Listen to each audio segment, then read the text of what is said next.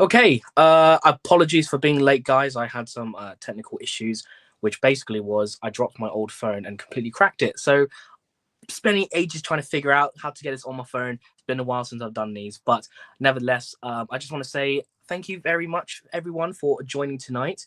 It has been quite a long time since I've done one of these streams. I can already see 15 people here watching. So, again, a massive thank you to everyone. But yeah, so if you guys are new to this, you don't know what this is my podcast series, which I call the Invertacast. So basically, it's a podcast series talking about all things inverts, from husbandry and breeding and everything in between. If you guys don't know, my name's Jeremy from Jeremy's Wild World, and today we have got an absolutely fantastic guest, who, of course, is Luke from SpaSpiders. So the plan today is just, have a little chit chat, get to know Luke, because it's nice to talk to these guys and get the information out there. Get to know your sellers. So that's why I like to do these podcasts, just to have a little chit chat about themselves, about the hobby. And then what's great about me doing the live stuff now is that I'll be able to get comments and stuff from you guys as well. So if you guys want to ask some questions later on, feel free to do so. And it's also something good to refer back to when you're doing research, etc. If you're thinking of going shopping at SpaSpiders, come and listen to this podcast, and I will decide whether or not you want to go ahead. But of course, you're going to have to. It's absolutely fantastic. But I'm just waffling now. I just want to say a good evening to everyone. And again, thank you so much for taking the time to pop along and come say hi. Very much appreciated to you all. But yeah, so without further ado, let's get our guest on screen if I can figure this out. So this is Luke from SpaSpiders. Hello. Hello, my friend. How are Evening you all. this evening? I think I've got the nice setup here. I mean, I've got the phone in my hand and I've got the chat on my screen, so On it the should be screen. good because I'm new to the streaming stuff as well. I've done it a couple of times, but I'm a proper rookie at that.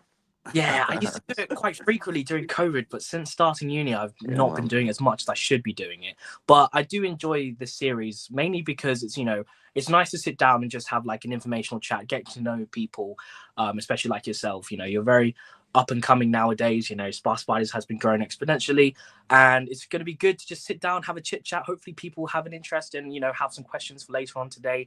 But yeah, so let's just start off with a general question I like to everyone. I like to ask everyone. Introduce yourself and what do you do? Cool. So yeah, for those that don't know, turn your phone, Luke, like that. There we Yeah. go. Is that good now? Yeah, I'm waiting for it to appear at my screen because it's behind. a little bit Ah, delayed. bosh. Okay, yeah, that's cool. Cheers for that. Who was that? Osmond. Nice one, mate. Um, so yeah, no, my name's Luke. I've ran Spiders now, I think, for 4, 5 years. But I started in the hobby personally way before. I got my first tarantula when I was 11 years old. And ever since then, I've kept spiders. From living at my parents, I had a room full, even had some of them under my bed. To moving out, I've always had a spider room since I've left home. That's been one of the priorities when I'm looking for somewhere to live. So now, actually, where I'm living now, I'm currently in a flat. And I've got two spider rooms. I haven't even got a bedroom. I've moved my bed into my front room so I can have two spider rooms. I do. So yeah, I mean, I've been keeping now for 19 years. I hit the big 30 not so long ago. And yeah, that's a bit of a general introduction to me and how this all came about. Fantastic. And I'm sure a lot of you guys who are watching at the moment are familiar with SpaSpiders in the UK. But if people are watching from abroad or tuning in for the very first time new in the hobby, I know one guy mentioned he's just started fresh in the hobby. Would you like to explain what SpaSpiders is and where they can Yeah. find you? Cool. Yeah. So SpaSpiders, you can find us online. So I did my social media pages, titled SpaSpiders on Instagram, on Facebook. I do have an online shop, spaspiders.co.uk. And where you can find us, well, we actually trade at most of the shows, almost all of the shows. So we're all around the country. Each month there's a different show. Most months have at least two shows. I think last year we done 19 shows in total. The next one we're at is Taunton, which I believe is on the 23rd of this month. So yeah, we'll see you guys in Taunton if you can make it. But yeah, throughout the year, there's I'll get one of the leaflets actually. Invert Shows UK. They run 9 of the shows that we attend, and they are here. So if you didn't know already and you wanted to grab a little screen grab, if you can see Let's properly. pop you on solo. Aha! Yeah. So these are the Invert Shows UK shows, and they are fantastic. So yeah, I mean, we are still growing. For me, it's always been a hobby of mine and a passion of mine. So I'm also battling with that because it's fantastic getting some new species in to sell, but every time I get new stuff in, I keep stuff. So yeah, I mean it's hobby before being a seller for me personally. Yeah, definitely. Yeah, I agree with that myself. Upcoming, starting off as just like a general hobbyist, having no idea about the invert hobby, and just Mm, delving into various species of inverts and becoming where I am now. I've traded a couple of years. I've enjoyed it very much as well, doing it for a hobby. Never spent a penny on myself. I've always done it all, just getting new species, like you said, not wanting to part with them and keeping them here. And I think that's where we have pretty similar mindsets when it comes to the hobby, and yeah. that's why I'm excited to get you on and chat to you today. Um, but yeah, it's trading wise. Unfortunately, I won't be doing a lot this year at Mm. all, apart from the Mildenhall show, which we can talk about later because I know you're sponsoring it again this year. Oh Uh, yeah. but yeah, so let's just rewind a little bit. So you mentioned you got your very first spider. Now, what was Mhm. that experience like for you? Was that um like a very first pet, or did you have things that you kept prior? What got you interested into the spiders? Oh, um, it's hard to pinpoint exactly where the fascination with the spiders came. I mean, as a child, maybe I was a little bit weird. I probably am still a little bit weird. But I used to go out into the garden and collect bugs. And I remember when I was in primary school, I actually got like little pots of bugs, like a little centipede in one, a spider in another. And I wrote a pet shop list. So I got a piece of paper, folded it in half, drew my little design on there, drew my little logo. And then opened it up, and it was my pet shop list. So like, you could buy a little centipede off me for like 20p, or a spider was like 90p, and I don't know. I honestly don't know. That's where that bit started. I was very fortunate to grow up with my parents owning lots of exotic animals. I grew up with snakes, lizards, amphibians, and many insects as well, just not spiders, because my mum wasn't particularly keen on the spiders. My dad, who works with me now, was actually phobic. Oh, So it's quite a turnaround to where we are today. I pestered my dad and my mum for ages. Can I get a spider? Can I get a spider? And they were like, nope, nope, nope. And then my dad had a realization. He was like, hey, when he lived at home, his mum wouldn't let him have any exotic animals. So when he left home, he went wild and bought an iguana and all sorts. So he was like, you know what? It's a little bit unfair. You're obviously really quite into this sort of stuff. Why not? Let's go and get you one. So we went down to the local pet shop, picked up a Grammostola rosea, the Chilean rose. Unbeknownst to me, and not so surprising for a pet shop, that was actually a mature male. Now, being my first spider, I had no idea. So we got him home, and straight away, while transferring him into his new enclosure, I was like, oh, I want to hold it. Because the guy at the pet shop did, he showed us how like it was calm and stuff and a good beginner species. So I did, and then my dad looked at me and said, "Give it here," and I was like, "What?" He was like, "Just give it here," and I put it on his hand, and he was sitting there with his eyes closed. And then from that day, obviously being 11 years old, he couldn't really leave me unattended to care for my new pet. So he helped me, and he's grown in the hobby alongside me from that point.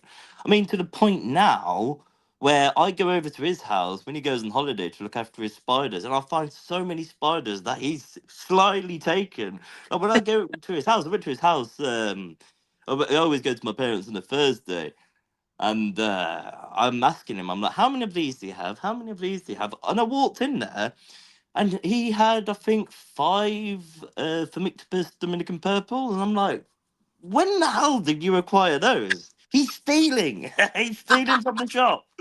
So oh, yeah, that's that's sort of not a brief breakdown into how it all came to. I mean, I know we got a few questions and a few things to go over, and I could really ramble, so I'll leave it there on that part. Oh, honestly, dude, like the whole point of this is you go ahead and you tell your story. That's like what I really Mm, like about this series. I keep saying it, but I like people to know people who I take an interest in and who I believe will have an interest. Topics that we talk about. Today we don't really have a generalized topic to focus no. on. You want to ramble, dude? Go for it. I'm Cool, more. man. I've got quite good at rambling, man. I can go. Oh, I'm the same. We both can actually, man. We've hung out a lot, man. We can ramble and we can talk. Dude, how many times have we gone out for drinks? We just talk for hours. Oh yeah, absolutely, mate. I remember what was it when we got to Glasgow and we went and sat at tables having food, mate. It took so long to eat our scran, man. It took so long and we played till closing. We didn't even Yeah, realize. mate. Like, Yeah, if you yeah, guys have man. a chance to catch Luke and he's not absolutely hammered at a pre-night out, I go over can't and promise that. Catch me exactly. early. If Yeah, if you manage to yeah. catch, you have a chat with him because like you said, you had 19 years of experience, dude, and Mm, it definitely shows that the passion is carried out throughout. Um, definitely. and you're a pleasure to chat with every time I see you, dude. And we've built up a really good friendship over the past few years. Yeah, Um, man. yeah, guys, definitely do be sure to go on over and chat to SpaSpiders, Hmm. Luke, the whole family if you can. But just before I ask the next question, Hmm. I want to apologize, guys, for I'm not reading the chat. Obviously, it's a podcast style thing, so I'm not looking at chat too much. Later on today, if you guys are just starting to tune in, I'll be giving you guys some time to ask Luke some questions. If you have any specific things, whether it's hobby, things you want to know about Luke, do let me know later on. I'll say roughly when, maybe an hour or two in, we'll see. But also, if you guys haven't noticed, that ticker down below, Luke has been kind enough to give you guys a discount code this evening, lasting for how long, Luke? So from 8 o'clock, so it's live now, and it'll be live until 8 o'clock tomorrow. So it's just like a bit of a flash sale. I think, seeing as we're here chatting, it would be cool. If anybody was umming and ahhing over any purchases or anything as such, use the code Wild World 15% off. Thank you very much, dude. I didn't even ask Luke for the code. He's offered it up. So, you guys, it's a great opportunity to check out the website. Yeah. If one of the mods, if you're here, I know Charlotte's been posting up a few things. Charlotte, if you're still around, if you could post a link to Luke's website and social media throughout the night, be very much appreciated. But yeah, so let's just dive into the next question. So, when you were transitioning from just general hobby to starting up SpaSpiders, were there any challenges and difficulties going ahead with that, and vice versa? What was the drive to get you to start it in the first place? I mean, to be honest, it kind of happened naturally. I didn't ever envision, even though when I was a child, like I say, I wrote my little pet shop, I never really envisioned making it a business. It was just my hobby and something I enjoyed doing. How I grew my collection when I was younger, I think I bred my first spider successfully, producing offspring when I was 13. A couple of years on, maybe about 15, I remember I paired the Avicularia genesis M2, the Brew Purple, and I sold off that egg sack in bulk to like shops. And oh my god, I think I maybe had like £500. But at that age, I was like, oh my god, I'm rich. And obviously, I went and spent it all on spiders, as you do. Um, and I mean, just over the years, I built my collection by doing breedings and selling to suppliers and stuff. And it came to the BTS, I'm going to say 5 years ago. And I'd done quite well in my breedings that year, and I had a couple of duplicate spiders. And me and my dad had been to the BTS since I was 12, I think, every year.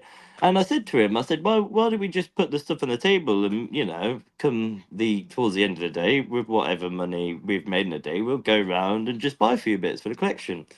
And that day was really good. I never expected it. I That day was, oh, not too far off my monthly wage at the time, and I was like, wow, that's fantastic. And so we started doing a couple more shows, and after doing a couple more shows, I was like, wow, it's lockdown now. I unfortunately lost my job through lockdown. I didn't get furlough, so it was a real tough time. And I was like, well, my mate builds websites, so we'll do a website. So we built the website, and it's just sort of naturally progressed from there. I never envisioned to make it a business at all. It was never an objective of mine to run a business doing the spiders. It was just sort of went from there. Things that I struggled with. I'm not. I'm not really sure I could really pinpoint anything that I necessarily struggled with. Um, I mean, I have now got onto like the social media platforms and stuff. That was quite new to me Hmm. because although I've got like my personal accounts, I never really use them. You know, I don't really go on social media. So I would actually say building my pages and my social media pages and doing that, that was maybe a little bit more challenging for me. And I still don't post enough on them platforms.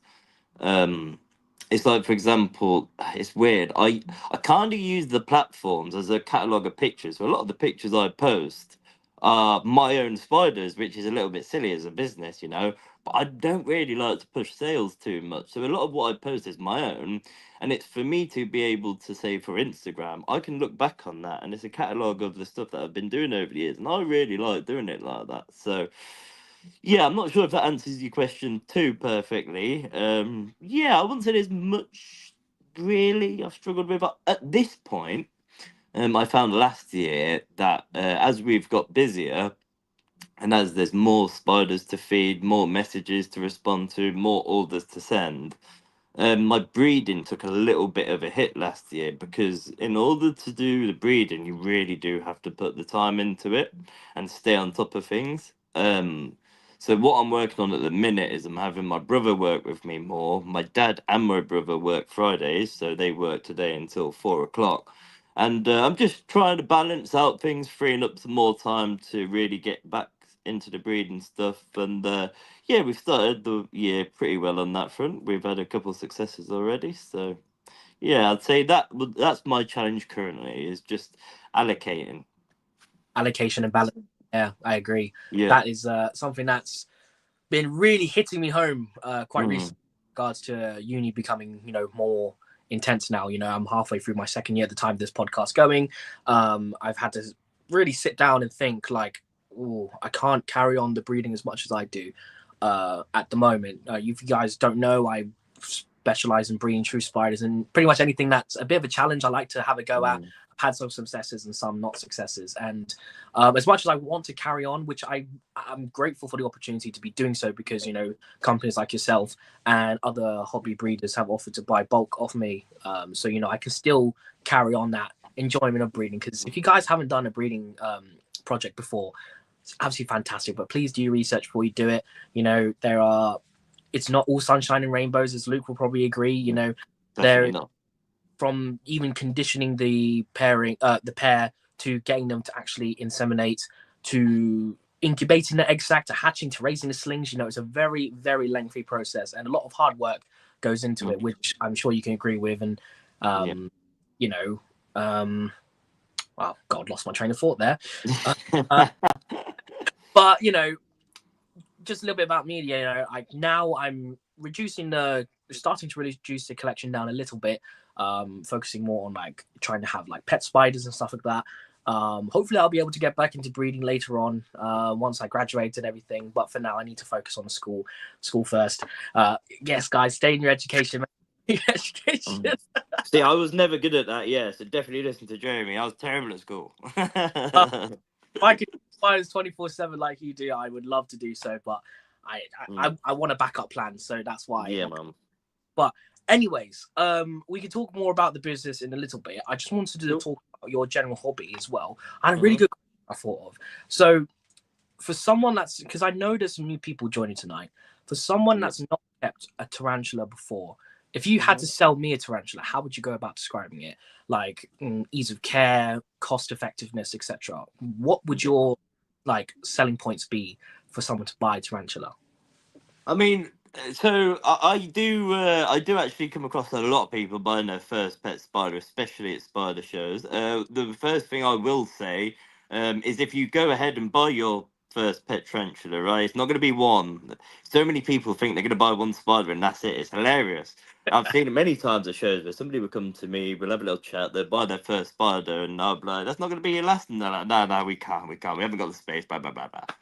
And then throughout the year, I'll see them at different events and different spider shows. I'm like, "Ha, yeah, I've told you, man." But I mean, what I would say for me is I sort of treat my spiders almost like a work of art, I would say.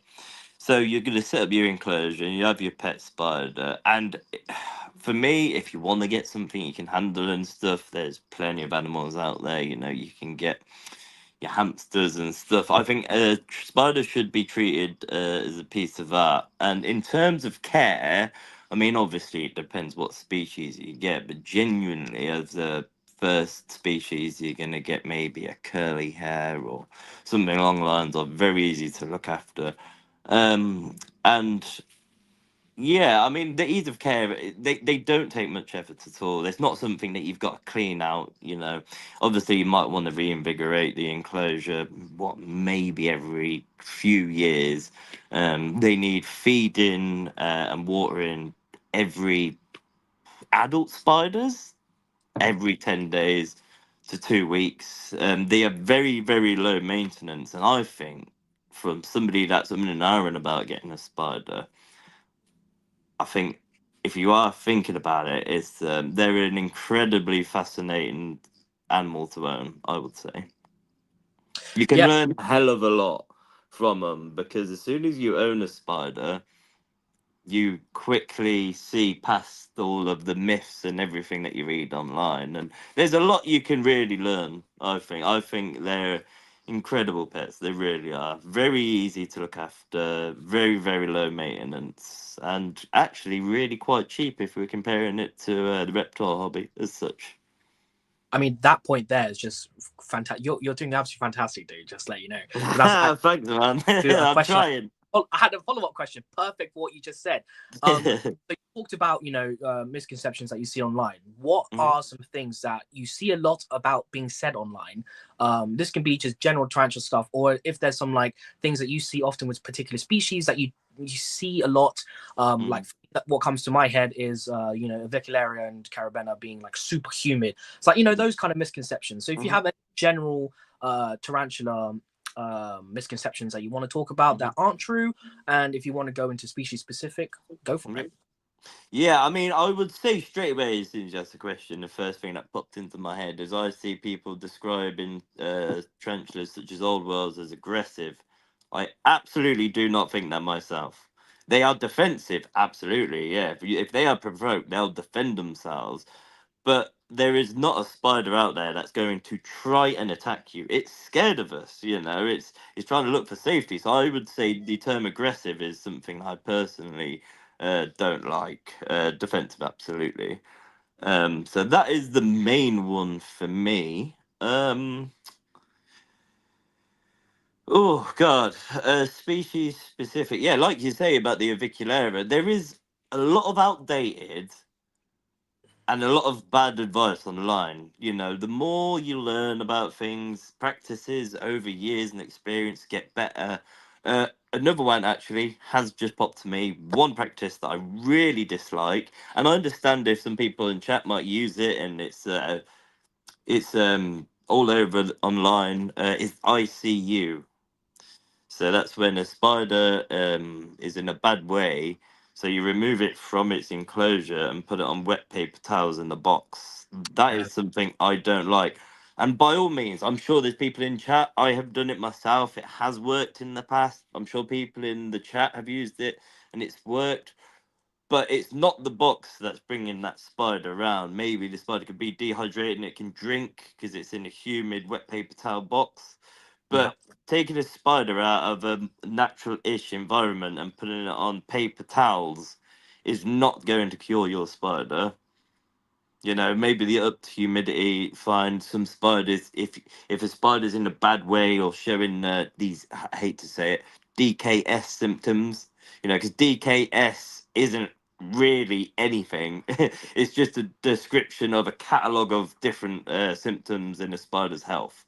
Um, but what I would say is, you know, there's times where I've had that before, and you can never really put it down to one thing or another. But I've had to remove some spiders from an enclosure which are acting a little bit off, and I put them in a simple enclosure, so still in there in a bit of substrate and the hide and the water bowl, but just something where I can keep an eye on it better and observe it better. That is absolutely the best thing to do. Yeah. So I would say that, yeah, the ICU down. It's Yeah. outdated. Simple setup, nice water bowl. That is the best thing to do when you see a spider that's needing an intervention. And again, you're flying through the questions that I had lined up, dude. I mean, I was going to ask, like, if ICU did come up, how would you go about doing it? So I Yeah. 100% agree with you with the simplistic Yeah. enclosure. I do this work because I work with a lot of wild caught stuff, and I know that's a touchy subject. Hmm. But without the wild caught, the true spiders that we love won't be coming in. I mean, Yep. that's I was actively trying to breed a lot of them where I can. Anyways, I like to set them up in a basic setup where I can track both body, weight, etc. Hmm. So keeping on whether they're eating, whether they're shrinking abdomen, and even though they're not, even though they are eating, signs like that. And then, I know straight away to keep that away from my other animals. Again, like you said, simplistic substrate stuff, keep an eye on their excrement, whether it's a different shade of color, etc. Water dish as well, keeping an eye on Hmm. hydration. I definitely do agree with you that the ICU is definitely outdated. Hmm. I mean, I've only been in the hobby, 5 years as of this year, Yep. and yeah, I can already see from reading various sources that used to be pushed a lot. Put it in Yep. a sterile environment, but is it really Hmm. sterile? Putting your hands and stuff in it, it's all No. bacteria. You're using tap water, and it's like, Yeah. kind of stuff. Again, like Suk said, I'm not slating it. It's just pointing out why it's wrong and why simplistic setups are better. You can also do this, guys, when you are getting spiders from shows, when you've got new spiders in as well. Start them off in that simplicity enclosure. I know you guys are excited and you want to get that spider Hmm. in that really nice looking display enclosure. I mean, I've got all my pokies here in the back, but I like to monitor my spiders, whether they're a captive bred or wild caught specimen. We've had issues in the hobby with parasites and stuff like that. So not to fearmonger, but it's just, again, relaying facts over that. When you're getting spiders, I feel like, although we can go into it more if you want to, dude, Hmm. but I feel that for example, when people get reptiles, when people get amphibians, they're quarantining, they're keeping them in separate Hmm. rooms. When they get the tarantula, you're not really thinking that. You're getting, let's just put it straight here. Yep. Yes, invertebrates aren't as touchy when it comes to, like, mites, mold, etc., fungus and fungal infection, bacterial infections, etc. But it Hmm. does happen, and it has been documented in the hobby. So when it comes to getting new spiders in, guys, make sure set up simple enclosure. I'm sure Luke would agree. Yep. What you post show, we can maybe go into that later on. What you would recommend later Hmm. on. But yeah, so getting into some other questions. Something in regards to, you've been in the hobby almost 2 decades now, which is Hmm. absolutely you. Um, It doesn't feel like that, man. I don't exactly. feel like I should be 30 years old, but here I am. You're a lot younger than me, Jez. Definitely. But over this span of 19 years, Hmm. what have you found? Like, have you noticed any specific shifts in regards to the hobby? Like, let's say, for example, improved husbandry, which we've just Hmm. discussed, ICU and setups, etc., husbandry advice. But whether it's like, species coming and going, have you noticed any species that have used to be very common that aren't common anymore? Hmm. Uh, Practices that are further improving, and or some that are still around, but you think that should go? What are Hmm. your opinions on that? I mean, I would say the main difference really from when I started to today is how much the hobby's grown. You know, when I started, me and my dad used to go to religiously each year the BTS and the Seas show, so Southeast Arachnid show. That's it in Kent that we've just done in January. And the BTS, we've done that every year. And God, now like as I said earlier, we traded 19 shows last year, so the hobby has grown loads. And the hobby today is very different. I mean, there's a lot more information out there online. There's a lot of YouTubers and stuff putting up really good information. So I said that's the biggest change. Yeah, there's definitely some. If I look back when I started in species that are around then, there was a lot of species I can actually think of which were around quite a lot years ago, and now you virtually never see them. And that'll be because, like you say, they have came in wild caught on one occasion, and they haven't been bred in captivity, and now that spiders is kind of lost from the hobby again. Mm. um the main difference, and something that a lot of people in chat will maybe recall, is actually Grammostola rosea used to be very, very cheap. Like, you could pick up, I mean, I've got a Grammostola rosea female that I got as my second spider after the mature male passed away. I bought her as an adult female, I think, for 20 quid, I Wow. think. And I've actually still got her today. Yeah, I've had her 18 years of my life, and she's still looking amazing. So yeah, I picked her up for about 20 quid. Slings, oh God, they were a couple of pound a pop. And the same with the Pashipus. Really terrible with common names, something like the Tanzanian stout leg, maybe. Yeah. They used to be really cheap. I used to buy adults from the spider shop, and they were, what, £25 for an adult? Now Wow. slings are £80. And the reason why these species have gone up in price is because, respectively, the Tanzania and Chile have now banned exports, so you're not allowed to take them out of the wild.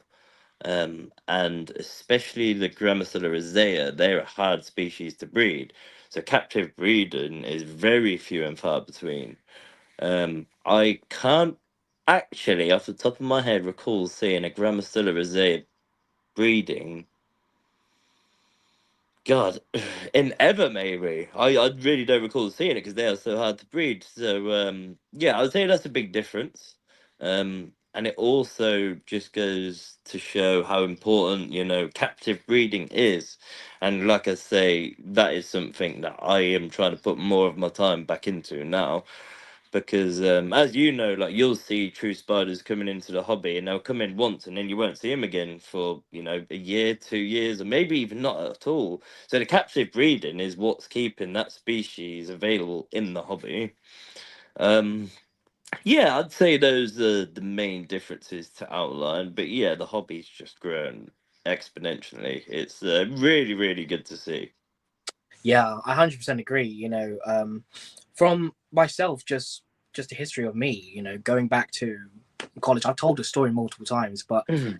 I started off in college aiming to specialize in aquatics. So I was going to go down the marine biology route and focus on conservation and freshwater potentially, because I used to breed quite a bit of freshwater fish, like you did with your tarantulas, sending them to the shops Mhm. again when I was like 18. Mhm. As no, not even 18, like 16, 17, breeding fish. And a college tutor of mine, who we're still good friends today, was like, you should pop down to one of these invert shows that I'm thinking about going to. It was at the time, it was Bedford. So he was going to Yep. take 2019 show. Anyway, stuff happened and couldn't go. Um, and I ended up going to the Brighton one by myself because I was like really curious. I was checking out some videos online and seeing people going to the shows, but I didn't get the grasp of how big this show was. I walked in Mhm. Brighton 20, absolutely dumbfounded. I was thinking a couple Yeah. stuff on display, maybe one or two Mm. sale, and it was incredible. Seeing hundreds, if not almost like probably hundreds, realistically, Mm. hundreds going around buying various species of invertebrates. For me personally, I've only ever seen documentaries and stuff like that. I've Yep. never seen exotic animals in person. Um, and that just kicked some stuff in my brain. I was like, I need to delve into this and start looking into this hobby. And I've definitely, for me, I know I've not been in it too long, but from pre and post COVID, the hobby exploded. A lot of Mm. people were at home, like you said, Oh because yeah. very easy to take care of. So the hobby blew. Mhm. Loads of businesses came up in regards to it, and that's probably a topic that I would probably like to talk about. Yeah, Um, man. personally, I saw a lot of people come up, but I also saw a lot of people go. Mhm. I personally, people got into it way too quickly. Mhm. with the breedings, and thinking, oh, if I can get these spiders for this price, raise them up, and sell them at this price, I'll Mhm. be rolling it in cash. You Yep. know, it's one thing I have to always say in regards to breeding is if you're going to go into it, do your research and don't do it for the money, because although Yep. it does come, Absolutely. but Hmm. it's a lot of work to get there. Hmm. It's pumping out egg sacs like it's a factory. Hmm. And that's something we can talk about as well, which I will link to this question as well. So we discussed the wild caught stuff. I don't know. We went over it briefly. Do you want to go into your opinions on wild caught, and then Yep. after we can talk about captive breeding in general? What's your views, and if you have any advice for people to get into captive breeding, what kind of Yeah. things them to encourage them to do so? Yeah, I mean, I would say with the wild caught, it is a touchy subject, but it's simply put, we would not have this hobby if it weren't for wild caught, so we can absolutely start there. I think where it sort of crosses the line is when sustainability is questioned. So, for example, I know that the Nicaragua albopolosis is brought in heavily every year, wild caught. And now that's a species that's quite readily paired in the hobby, and things are produced and they're quite readily available. I don't think that they need to be pulled out and at the rate that they are. The same with the Aphonopalma samani, they come in all the time. And I mean, when these are coming in, they're coming in, hundreds of larger individuals at a time. Now, if you're thinking of world populations, that has to be taken in effect. I know that it did take an effect on the Heteroscodra macula. They used to come in wild caught a lot. And one of my friends recently went to go and see them in the wild as their target species, and they didn't find any. And their guide had actually said that years previous you'd see a lot of them, but now you don't see as much. So that is really something that needs to be watched, really. Um, but yeah, I don't see a problem with wild caught at all. The one thing with wild caught, and if you are purchasing spiders which you know are wild caught, going back to what you said earlier about the quarantine, is do keep them in a simple setup for, I would say, 2 weeks. A month would be good, but realistically 2 weeks is fine.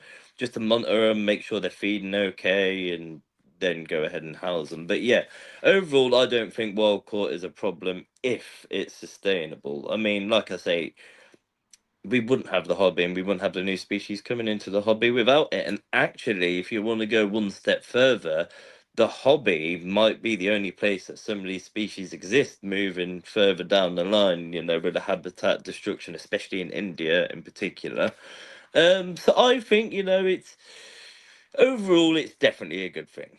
Definitely. And then, sorry, what was the other question? The second part. So Yeah. we've discussing the wild caught. So Yeah. for that, I've just had a glance at the chat, and I've seen a few people that aren't too keen on bringing wild caught into their collection. So Yeah. if they were to if they were to hopefully get some captive bred specimens and looking to breed in the future, what would you suggest to people that would like to get into captive breeding? Um, like the tips and Oh, yeah. tricks, stuff like that. We can go into that, and we can also talk into why you would encourage hobbyists to pick captive bred over wild caught. We can talk about that. Mhm. Yeah, I mean, I'm just reading through the chat. I just want to say hello to my friend Luke Hutton. Yes, yes. But no, going back to the serious stuff. Yeah, I mean, absolutely. And Charlie, hello, Charlie. Change the camera angle, man. The camera angle's fine, mate. I'm doing it on my phone. But yeah, anyhow, if there's people that are opting to just keep captive bred, absolutely, there is nothing wrong with that. If you're comfortable keeping captive bred, or such as Osman said, who has a fantastic collection, I speak to Osman and he sent me lists, and God, his collection's phenomenal. So if you have a collection like that, you don't want to risk bringing in wild caught. That is completely understandable. Um, but yeah, towards the captive breeding. Like you said, I think the most important thing to do is you want to use breeding as sort of an experience, and to gain knowledge and to give it a go. When you said about not doing it for money purposes, that is a very good point, because although money does come if you get good at it, you can sell to traders and maybe even start up a shop like I have. Um, but you've also got to take into account you have to house and look after them spiderlings. Now, depending what species you breed, species such as Alboplophus, like we were saying, you can have hundreds, and some species even over 1,000 spiderlings. Now, having that many, you've got to put up that many and feed that many. So you've got to be prepared, and you need to have the time put aside to do that. And yeah, I mean, if you broke it down, really, that is a lot of time that you're putting into keeping these spiderlings and growing them on and having them thrive.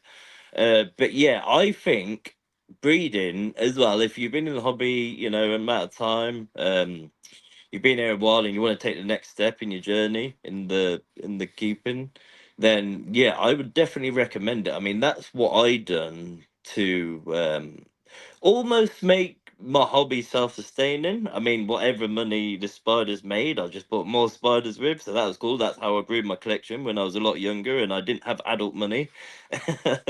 um yeah, it's I think it's definitely something to look into, but also choose what you're breeding wisely.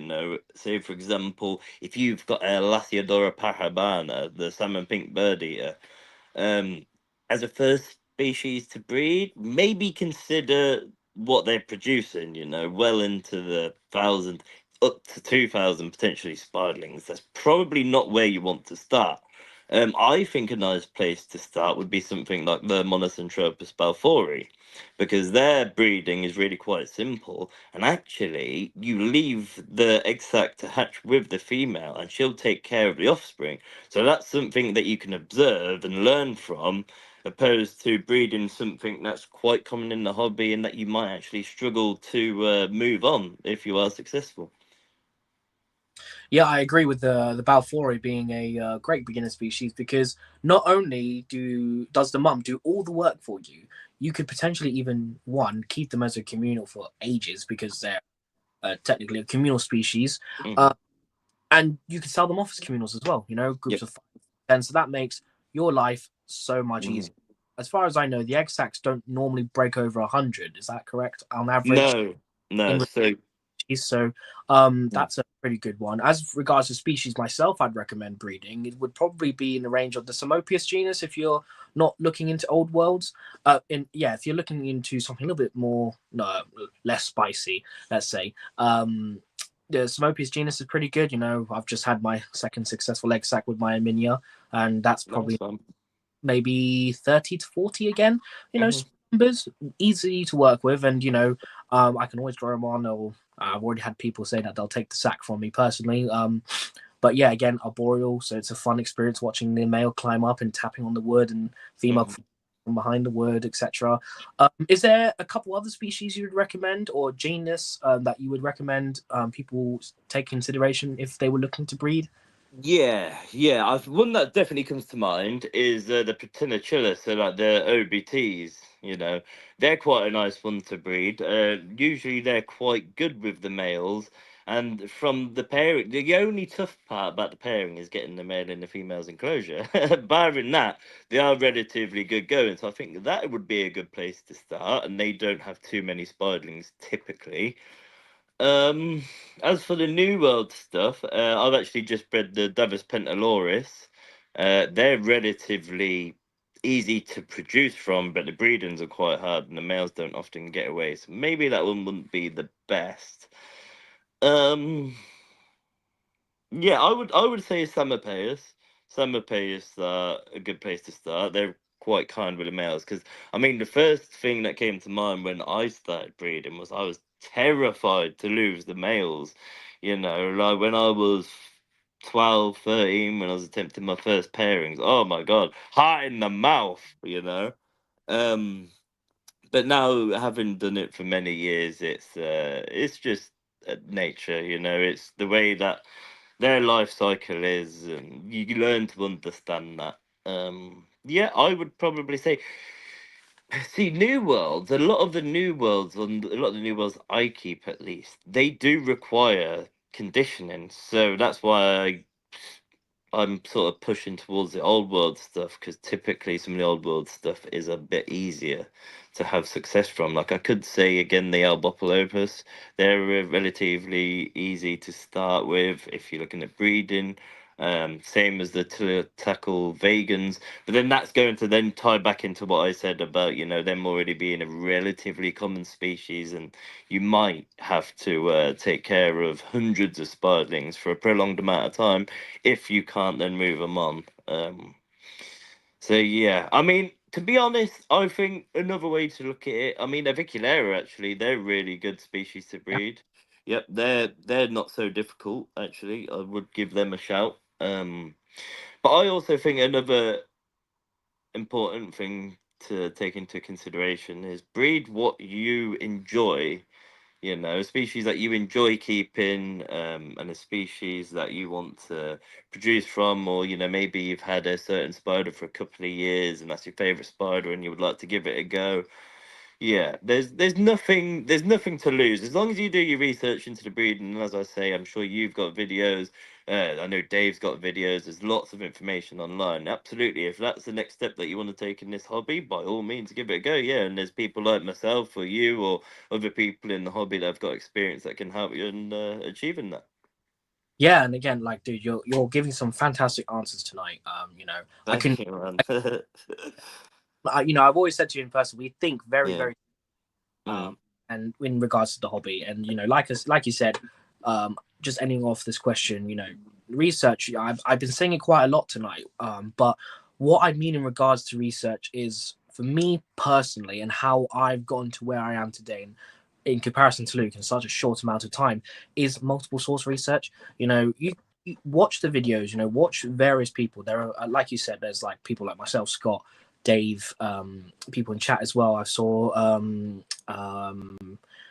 oh God, names escape. Phil from Incredible Invertacast Animals. Hmm. There's loads of variety of YouTube channels you can watch depending on what species you're wanting to work with. Mm. And look at both old, new research. Look on Yep. forums as well. I know that was a very big thing back before. The Oh. thing. Social media didn't exist when I started. It was all forums, and I loved the forums, man. They were brilliant. They were better than social media. I'm gonna just say it now. It's a lot of focus-minded, but not focus-minded, same-minded people Mm, wanting the facts, and the facts were there. yep, A bit of research and forums yep. myself. The information was very good for the time back And you then. can search the forums as well. You can search what you're looking for, and it'll bring up a thread, and you've got everybody's experiences on there, such as breeding reports. Again, actually, going back to what I was saying regarding the breeding, if you're looking at breeding a certain species, head over to arachno boards and look at the breeding reports. And if you can find that species on there, you've got so much first-hand experience. Forums are amazing, man. It's a shame they're dying out because they are fantastic. I do wish that they were brought back because Mm-hmm. personally didn't get to use it too much myself. I was more just reading rather than interacting with people. But I would have loved to, sit down and interact with people that would have had similar interests at the time as well. Like you said, social media is great, but there's a lot of on social media. For me personally, I see a lot of, like you said earlier, misinformation. There's a lot of research that's being found online and regurgitated. If you know what I mean, there's a I'm lot. so happy you're saying this. I'm just sorry to interrupt, but I was just about to go into this. Yeah, do please carry on. Yeah, we're again both minded. Mm, There's a lot of information that's like, oh, found this on a website. Let me just make a video and I'll just regurgitate. What I mean by regurgitate is basically just repeating what they found online, hmm. not from personal experience. For me personally, I would rather have a discussion with people that, like you said, have done the breeding or Hmm. are in the process of doing said breeding, Yep. and are leaving the facts. For me personally, I'm happy for people to reach out to me whenever they want to. Mm, Anything, I don't mind. I'm normally on my phone, so if you guys want to message me about whatever, feel free to. But my Instagram, like you said way back, I'm loving to bring back stuff that we've already discussed, but yep. don't do as much as I would like to, but I document everything, and I have pictures, videos of various breedings of true spiders, from pairing to egg sac production, slings emerging. I have all of that documented down. One, for example, is the Hogna osculosa, which is Mm, the previously known as the Lenta Red Pine Giant. So they were coming in wild caught from Bugs UK. As far as I know, Bugs UK were the only ones bringing them in specifically, along with the white Lenta, which apparently isn't white, isn't Lenta. It's something else as well. I can't remember the name. Anyways, I thought, let's give the species a crack. So I kept buying individuals back in 2023/24, and I managed to do it. I managed to get a pair, raise them up from a younger male, so guaranteed unpaired female from the wild in captivity, paired both, documented it. As far as I'm aware, first UK captive bred. Oh, yes. I'm very sure. In regards to that, I'm more than happy to give the information. And I'm sure a lot of people are the same. I know back in the day, people were, and I'm sure it's still similar today, people are reluctant to give away breeding tips and tricks, whether it's what they're being housed in, temperatures, etc., because of unfortunately, the monetary purposes. Why people don't want to. But don't be discouraged by that, guys. There is a lot of information out there. Again, like I said, find what you can, get everything together, collaborate it. If you find one fact that you think is really good, but 9 other people are disagreeing with it, it may be, something that you should change your mind on if you're thinking that's the right thing. And it's patience too. That's one thing with breeding, patience. Oh, yes, absolutely. Yeah. Patience, and don't expect anything. If you don't expect anything you then get is a bonus. I mean, I produce many egg sacs. I've got a few egg sacs at the moment, and I don't imagine them being good until I open them, because you can't work like that. I mean, I'm very happy. I'm very happy to talk about my failures and stuff. There is a lot. I would say getting the egg sac is, depending what species you're trying to pair, I would say that's probably 40%, 50% of the way there. Usually getting the egg sac, depending what species, is the easier bit. Yeah. One that's still, there's two actually. There's two that sting me to this very day. It's the giant Australian huntsman. So I paired those back in 2022/23. I'll have to look at dates. I had a group. The heat wave came. I lost all the group pretty much, bar a pair. I paired them. I got the egg sac, and you could see the nymphs were starting to emerge. From eggs with legs to nymphs. With true spiders, they kind of skip the eggs with legs stage. They go straight pretty much into a nymph. But yeah, I was like, okay, cool. I normally take my huntsman egg sacs. I was like, you know what? I'm going on holiday just for the weekend. It's only a couple more days till I'm due to take it. I'm going to leave with mum. So when I take it, it's slings rather than nymphs, because obviously nymphs can be a bit more fragile. So I went on holiday and I came back so excited. I was like, oh, yes, it's time to pull the egg sac. And I go in my room and I turn on the light. What do I see? I see female hiding behind the wood. She laid, do you know those bra plus cubes? So she laid it hanging off the lid of the bra plus cube. It was missing, scrunched up on the floor with one little nymph crawling in it. I tried to raise it, it died. So, I was close to breeding giant Australian huntsmans, but, it's a gamble we play. And the other one was the Theltocoppus species Gold Black, which is actually on my new logo. If you guys see my new logo, I have some stickers here actually. Hang on. So that beautiful girl just down there, I think you can see her. Yeah, I remember you speaking about them. I watched your video on them. Yeah, very nice, man. And as far as I was aware, it was the first time a pair came in at the same time, because I haven't had them since. It's been 2 years. Yep, which goes back to what we were talking about earlier. No, and I managed to do it. I managed to stay up, document a pairing, which I was chatting to a friend who was reading up papers, and he had never seen actual images of pairing occurring. So I was really excited. I have some pictures of them pairing, and then the female died. Out of the blue, female died. And that's, one risk that I have with wild caught is that all of a sudden they could just die for whatever. They could be eating healthy, paired, and then die. And, I was excited. But like I said, like you said as well, I'm not afraid to talk about my failings, because whilst we're still on the topic of captive breeding, that's one thing that I feel is also not highlighted enough, is that the failures are talked about enough, because it's not guaranteed. It's, by no means. I Yeah, think Osman put in the chat, and this is the perfect way to summarize up. If you start expecting with breeding, you will end up being disappointed. That is so true. You can't breed something and expect to get slings. It doesn't work like that. I mean, now I don't. I only really get excited when I pull the egg sac. When I see egg sacs, I'm happy that I've achieved getting an egg sac, but I have zero expectations. And I mean, I can share. So already this year, I've had the Perslephoria fasciata sac eaten. I had a Megaphobema robustum sac eaten on day 32. I was trying to leave it 40 days if possible. That was eaten day 32. Have I had any other ones? No, I think I've had them two that have been eaten so far. I've had two successes. So I had the Devus Pentaloris and I pulled the Paphobetus Manga Negra exec yesterday, which was primarily bad, but have got maybe 30 to 40 Ls.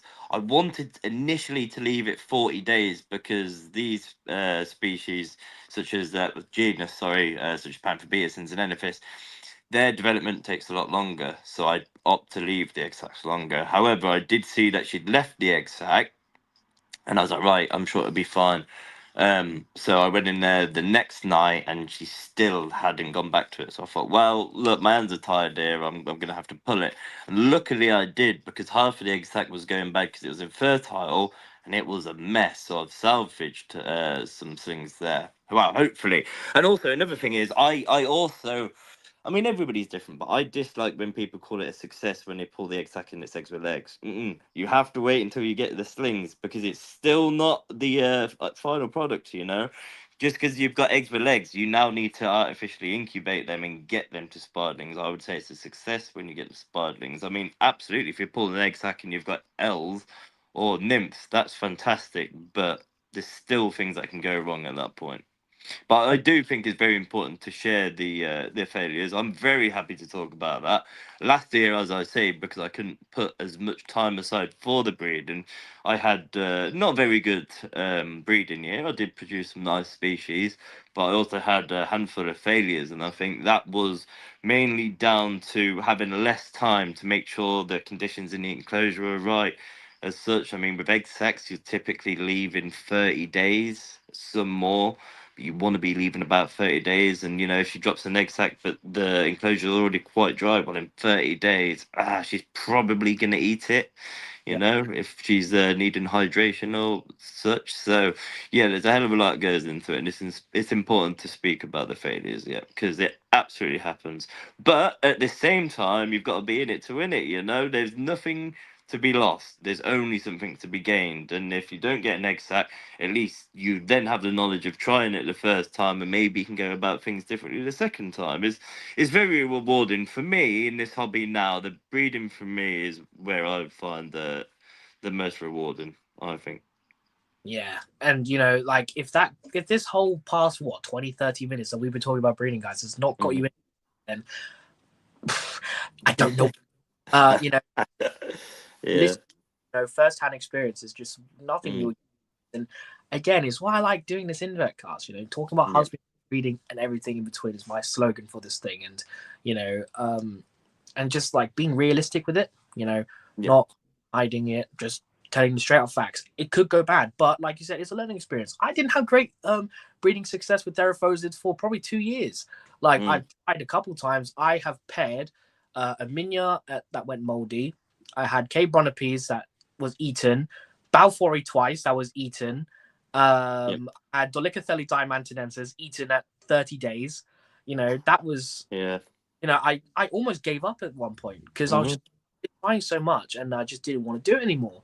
And, you know, I feel it was because of the conditions and what I had at the time. And since Hmm. moving to the garage and I can control where the spiders go, what temperature it's at, I've had a hell of a lot better success. I mean, I had a successful E. Murinus sack that had 83 slings. That is a very big win. Yeah, they're an amazing species. Yeah, really well done. Struggle with E. Murinus. So for me to be able to have my first, well, no, not my first bigger species. I bred OBT and Aminia in here, but you know, having E. Murinus, one of my, like you said, breed one of your favorites. Aminia is my favorite fossorial New World, pretty much top three New World, and to have that Mm. species successfully bred in my care is just it's Yeah. just it's so good, man. It's so Yeah. satisfying. and we get excited over it.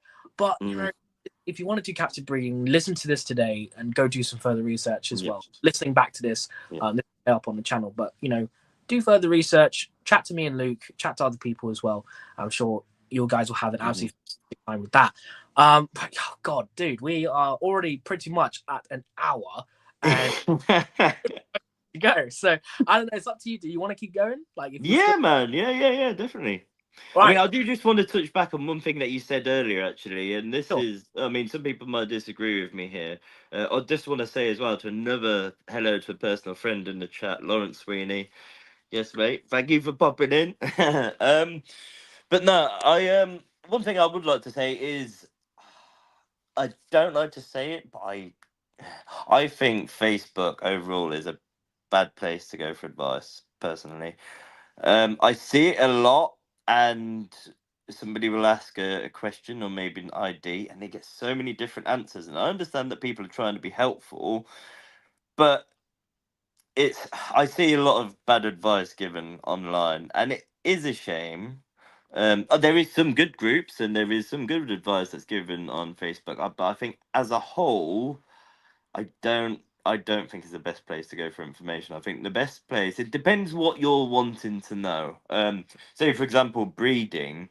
Then if you look at breeding a certain species, then the best piece of advice I can give to you is look at where they're from and look at the climate and look at the seasons. And typically spiders will lay eggs, when the temperatures are warming up, and just look at the difference.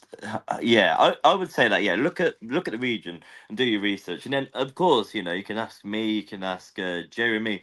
I definitely won't class myself as an expert, but what I can do is I can speak from my own experience, and that's what I prefer to do.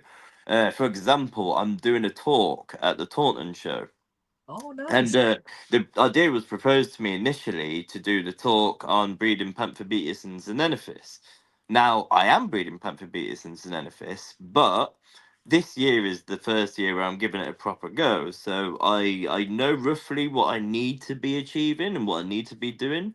I have a room set up here to be a winter room, so I can winter the spiders, and then I'd put them into the warmer room, etc., so I can condition them properly. And although I have a theory of how to do it, because I haven't had enough first-hand experience yet, I don't want to go and do a talk on it. Mm. Because until I've got the experience, until I've tried things, until I've achieved it, I don't think I would be the right person to speak on the matter, if you know what I mean. I mean, I've produced a few Panthovetus, and I've been getting Xenenophis egg sacs, and I've raised some Xenenophis species bright, but I don't have enough experience to really, you know what I mean. I Oh, I no. I would, yeah. Yeah, I 100% agree with you, dude. And again, it's something that I relate to as well. Um, People come because of what I keep such a variety. I often am reached out to asking if I've kept this certain species or certain genera of or families of invertebrates. And for me, I've not kept everything. I've kept a variety. Don't get me wrong, but where I can't help, I'll be like, look, I can't help you out. And it's Yeah. very the amount of people that come up to me, it shows. Oh, see, someone has told me to come to you to talk about true spiders, or someone's talked to come over talk about isopods. But I'll give advice where I can. Hmm. It's when I know I can't give it, I will humble myself and I'll say, look, personally, I don't know. This would be the best person to talk to. So Yes, absolutely. the niche species of Theraphosis, with their specifics, I'd be like, oh, I've kept them. I've only ever had one. Why don't you talk to, for example, yourself, who Hmm. multiple individuals at a time, Hmm. or like I don't know, really, like, well, anyways, if there's something I don't know, I always like to degrade and pass the information along. I don't want to Hmm. give them wrong advice and they will come back to me, but you told me to do that. Well, it's like, oh, I've just given you my experience. Yeah. I this person. That's for me personally when it comes to Hmm. stuff like that as well. So I'm glad Yeah, you I understand. really like how you put that as well. Humbling yourself and pointing them in the direction where they might get better advice. That is absolutely correct. And I'll do exactly the same. And as I say, that's why I didn't want to speak on the topic as an elephants and pamphobeus. I'm hoping at the end of the year I can have something to report and speak on that. But until I've done it, I am no further ahead than you. You know, we're both wanting to get into, say, breeding a pamphobeus species, but because I haven't achieved it, I'm at the same level as you. You know, I would much rather speak from experience. I don't really like the term expert, I must say. You know, some people have said that word to me before. I'm like, nah, I'm not, man, because I'm still learning so much all the time, and I'm still making mistakes. You know, so yeah, I like to speak from my own experience. Oh, I love that, dude. Speaking from learning every day and then speaking from experience is Yeah, two man. very, very important to this hobby. You know, there's Mm. loads of people with experience, and you can only gain knowledge by doing it. You know, you can do all the reading you like, but until you keep that spider, um, how do I phrase it? Until you keep that spider, all the reading can't help you. For Yeah. example, one is like rehousings. You could watch hundreds of rehousing videos and um, hype yourself up, but until you get into that rehousing, and it could be a very simple one, or it could be the spider freaks out, runs away, and runs under a wardrobe, and you can't find that spider anymore. Mm. That's why reading is and learning stuff is super important. Asking around is super important. And one thing that we could probably talk about later on. I had some personal questions coming up, but there's Yeah. loads of hobby stuff that's coming up now. That's what I like to So talk good. about. One thing I don't like about Facebook as well is that people will ask for a certain thing, and they'll just be like, they'll leave in a comment like, "Well, why didn't you do your research?" It's like they're Mm. asking for advice. If you don't want to give advice, and don't comment on the post. Yeah. Like, they're asking, "Oh, I'm about to yeah, so I'm about to rehouse such and such. Anyone got any advice?" Um, uh, and it's like, well, if you don't have anything good to say, just don't comment at all. There Hmm. for a reason. And I feel like you see a lot of it where new guys are coming into the hobby and they're asking these basic questions, but because we've been doing it for a long time, they should know it already, but they don't. Yeah. They Yeah. haven't yet. So don't shut them Mm. down. You need people to come to um, take over the hobby. Once we're gone. I've there's people younger than me coming into the hobby now, which is nice. Mm. I was considered Yeah, the man. for a long time, and now it's nice for me to relay the newcomers information. Not just new guys, young people. There's people of all ages getting into the hobby, and it discourages. I feel it discourages people a lot, and I'm always happy to help where I can. But there's also a double-edged sword. I see a lot of things where people will post on Facebook or wherever. I've got this species coming. Can people give me advice? But it could be one of two things. One, that they've done the research and they're asking for help from experienced keepers. Or two, which is most likely the case, unfortunately, is that they bought the spider or invertebrate because they like it Mm. and haven't done any research. They Yeah. like the color, they like it because it's expensive or it's shiny, or they're going to have it as this scary animal. Um, Keeping a level head, how would you approach a post like that? I know you don't like Facebook too much, Mhm. but say someone at a show came up to you, how would you go about giving them the advice on something like an impulse buy, for example? I mean, impulse buys do happen, you know. I mean, I will impulse buy. I mean, I've been keeping spiders, as I say, for a very long time now, and even if I don't know so much about a certain species, or if I can't find the information online, then you can usually look at other species in the genus. Now, that isn't always the case, but it's a good place to start because first and foremost, there's a lot of species out there that if you research them online, there is nothing out there, you know. So you've then, like I say, got to go back to the roots and look at where they came from and, you know, go off that. I mean, I do know what you mean and stuff, and people do pick up spiders and then do the research after. I don't think it's a huge problem, to be honest. You know, if you done it as your first spider, then that's going to be a little bit unwise. But if you already keep a few spiders, then you've got the basics, and the basics is a very good starting point. I mean, for example, I know a lot of people buy mystery boxes now. You can't possibly research before you buy a mystery box because you don't know what's in it, is an example. So I don't feel like it's fair to shoot people down for having an invert or picking up a particular species and then wanting more advice, because there's even species on my website where if you put them into a Google search, you're not going to find anything on them because they're very new in the hobby. So I don't think it's something that should be frowned upon as much as some people do so, is what I would like to say. Yeah. Yeah, I agree. You know, and um, for me, yeah, most of the time it's like you said, someone that's either got a mystery box or they've seen a species that really caught their eye and they managed to get a species.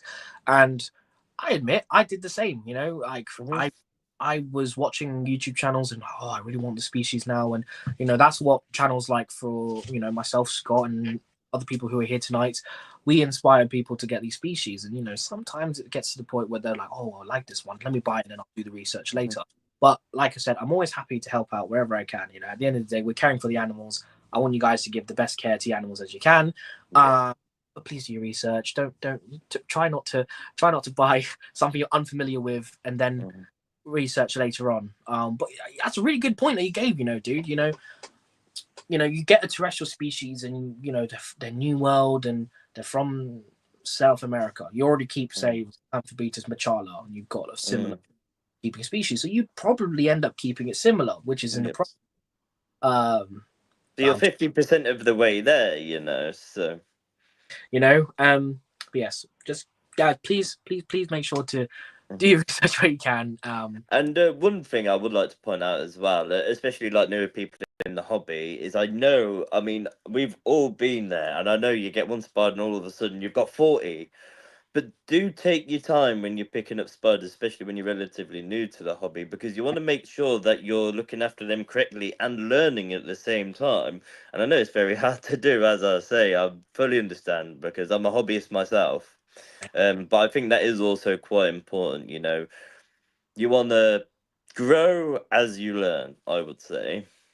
I agree, and that's what I did during COVID. Was I was keeping a lot of species. I just unfortunately I had my very first tea pass away the other day, no, other week, which was my Oh, I've vitality. seen, yeah. Yeah, so I had Sorry him to little sling. I wasn't even intending on keeping Theraphosids at all. I was in the phasmids and isopods, roaches, etc. And my friend snuck it in a box I bought off him. And from there, I ended up getting a few more similar species. Didn't get into Old World till later on. Not because I was worried about Old World, it's because, like you said, I wanted the experience first before getting into Old Worlds because of what I've read online. Not that I was scared, just I wanted to be prepared. So end up with a few terrestrials, some arboreals, some fossorials. Get a mixed variety of species of different behavioral styles, and then waiting for them to grow up and rehousing them. Like I said, to experience rehousing before getting into Old World, etc. And that's how I feel like I've built my foundation before starting to move on to getting bigger numbers. I mean, at one point, I probably had maybe 100+ Theraphosids at one time. Mm. Theraphosids are branch lizard guys, just the family of spiders as Theraphosids. And then, once I get introduced, I started dwindling down. And it's one thing going back to the COVID time, seeing a lot of people getting into it. They rushed into it. They got about 50 plus. Oh, I have all the time in the world. There's no work. I work from Yeah, home, and then yeah. life got lifing, and then you saw collections going up left, right, and center. People didn't have the time anymore. Mm. And another great piece of advice, dude, is building up experience and slowly delving into the hobby, as addicting as it can be. Oh, yeah, it's definitely addicting, man. You gotta collect them all like Pokemon, man. Yeah, I man. trying to get all the female Pokies. Will that happen? Probably not. That's not even the hobby, but I'd hopefully get there eventually. I'm getting there. Got I think 7 now, 7 females, so getting there. But yeah. Whilst I'm just looking for some more questions, guys, just want to again thank you to everyone that's been joining tonight. It's been very, Mhm. very much appreciated. You guys coming along and just listening to me and Luke have a waffle on like we normally do at the shows. Oh, Um, yeah. Hopefully at some point, well, not hopefully, I will at some point get you guys to ask some questions for Luke. Don't forget to also use that discount code that's live currently as this live stream is going on. That's Wild World for 15% off of SpaSpiders. So if you guys haven't checked out the website, or if you're a frequent buyer from Luke himself and the family, do be sure to check it out. Again, Luke, thanks for providing that code for the viewers tonight. Very, very much appreciated, dude. Very welcome. And also, I noticed earlier Craig became a member. Thank you so much, dude. Really do appreciate that. Yes, memberships are live, guys, on the channel. I'm gonna be 100% honest, guys. If you guys become a member, it's gonna be solely just for support. I wanted to do more behind the scenes content, etc. Unfortunately, because of uni commitments now, I'm not going to be able to do that. I'm barely able to get out content at the moment right now. But again, for everyone that does decide to become a member, just know that from my heart is very, very, very much appreciated. So thank you so much. Seeing a couple of notifications come up now from Steve. Shout out to you, dude. Thank you so much, dude. And Chris as well for 5 months. You guys amazing. fantastic. I really do appreciate it all. But yeah, so now we've got the riffraff out of the way. Well, I appreciate you guys. Thank you. But how do I explain it? I don't want to. That just seems rude. I'm sorry. No, the spiel. No, it's fine. Like, we go off on tangents, man. It's all good. But no, but I didn't mean to call them the people riffraff. But anyways, we got that stuff. God, I'm sorry, guys. I've lost it now. I've got the midpoint out of the way. Got the midpoint up. I see the people who came back. I'm sorry. I lost track of words. It just came out. No, Steve, don't go. I'm sorry. Oh, I do just want to say on the topic of Steve. Yeah, you did remind me to charge my phone, and I'm on 10%. So there is absolutely fine. So when my phone does die, I will just hop on my laptop. That was the backup option. You did remind me, and yeah, you should have reminded me a bit earlier. I'm kidding, man. I'm kidding. Oh, God's sake. Goodbye. But yeah, no, honestly, dude, it's been absolutely fantastic, and I appreciate your time. But yeah, let's just get back into the questions, shall we? I've got some personal questions and some fun. We've already that one. I can ask maybe later on before we end it. But yeah, let's talk about memorable experiences. So throughout your time in the hobby, what was like a really memorable experience or something that was unusual that occurred to you throughout the time in the hobby that you'd like to discuss tonight? Yeah, I think when I look back on my breedings, that's obviously the pinnacle, really, for me. I think when I bred the Megaphobema robustum, that was a very proud moment for myself. And when I first bred my first Ferrophosa, which is Ferrophosa sturmey, oh god, I was ecstatic pulling that egg sac. On a note of my dad and my family back home, my dad produced the Brachypoma bomi last year, which is his first Brachypoma species. That is, yeah, I'm very proud of that. I must say, for him, that is very well achieved because Brachypama are relatively hard to get success from. Something that surprised me. That there's so many like-minded people like me. I guess that's the main surprise. When I was a lot younger, I've always had long hair. Got long hair now and that. But when I was a lot younger, I was the only kid in my school with the long hair, and I stood out, like a sore thumb. And when Dad took me to the first invert show, I was like, "Oh God, there's loads of people like me." I was like, "I fit in here. It's amazing." But yeah, I would say the biggest surprise is growing up and keeping spiders throughout the years. I was never really online or speaking to people about it as such, and it's just yeah, the biggest surprise is knowing that there is so many people out there that think the same as me. Um, yeah, I think that's how I would answer that question. And on a personal note, with the business, I would say it's quite rewarding for me now to be able to give my brother some hours to work with me. So he's the one that does the shows with us. He's like 2 foot taller than me. I don't know where he got his genes from. He's a big old guy. Really looks like Erling Haaland, the footballer, actually. I hope people agree with me because he looks a spitting image. But he does all the shows with us, and it's really quite rewarding for me to see him, progressing. And even like he always comes and has a chat with you, Jeremy, and he's coming out of his shell and then even to working. So like he's working with me and my dad today, and just seeing him there going through and rehousing spiders and stuff, and just seeing him grow in confidence and him grow and learn, and now he can recount different species and stuff, and seeing him learn, I would say that's very rewarding on a personal level in relation to the business. Oh, that's absolutely fantastic news, dude. You know, Actually, I do just need to say as well. I was saying to my parents yesterday, there's always odd jobs that need doing, and my sister has opted to clean 500 spiderling pots for me today for some pocket money. So everybody's getting involved. love She that. actually called my dad while he was here and said, "Dad, don't forget to bring the pots home." That's sick. Oh, if I Yeah, don't, it's cool, man. when it comes to the show, I know you do a lot of the prepping yourself, but I Mm, do everything here, dude. I'm super. yeah. We are both the same in that we're super particular on how we like things. Oh God, yeah. Like, from packing inverts, like I've told you guys, I do it like a couple of weeks in advance. I get the Mhm. odds done and everything, just because my mind is just the way it is. Like I know I'll forget something, so I Mm. go and do it all. And I won't even let my dad like sort out the table because he tried to do it once. Bless his heart. I love my dad, and he's the reason why I can trade the shows. But the way he was organized, those pots had me cringing, man. I was like, no, don't. Yeah, mate, I get it.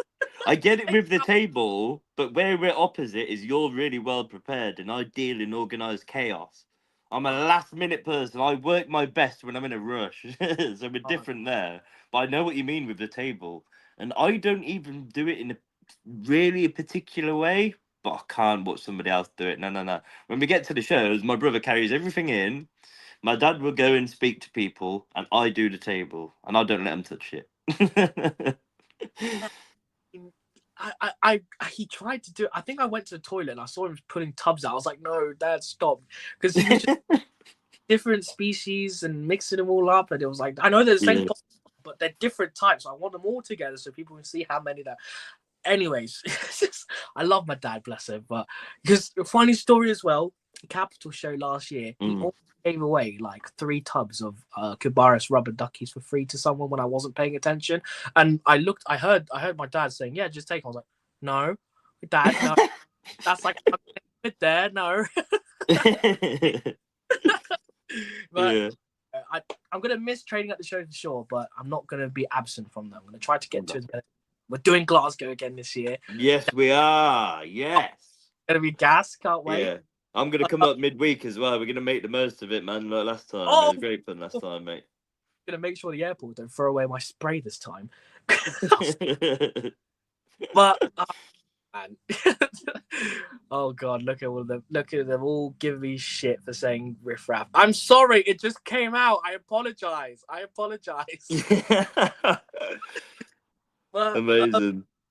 yeah, I had some more personal questions, but I think it's going to be more appropriate to talk about some looking ahead ones since we stayed on the topic of Yeah. your and the hobby, etc. I'm Looking gonna ahead, just check my phone battery. Okay, we're on 5%. I think what I'm going to do yeah. is I'm gonna stay on my phone until it just turns off, and then I will be right back. You guys are listening to this in the future. If you hear Luke randomly disappear mid sentence, that's the reason why. Yeah, I will be back. Question, just so your phone don't die whilst you're answering it. The tarantula hobby. So you've seen it change over the Mhm.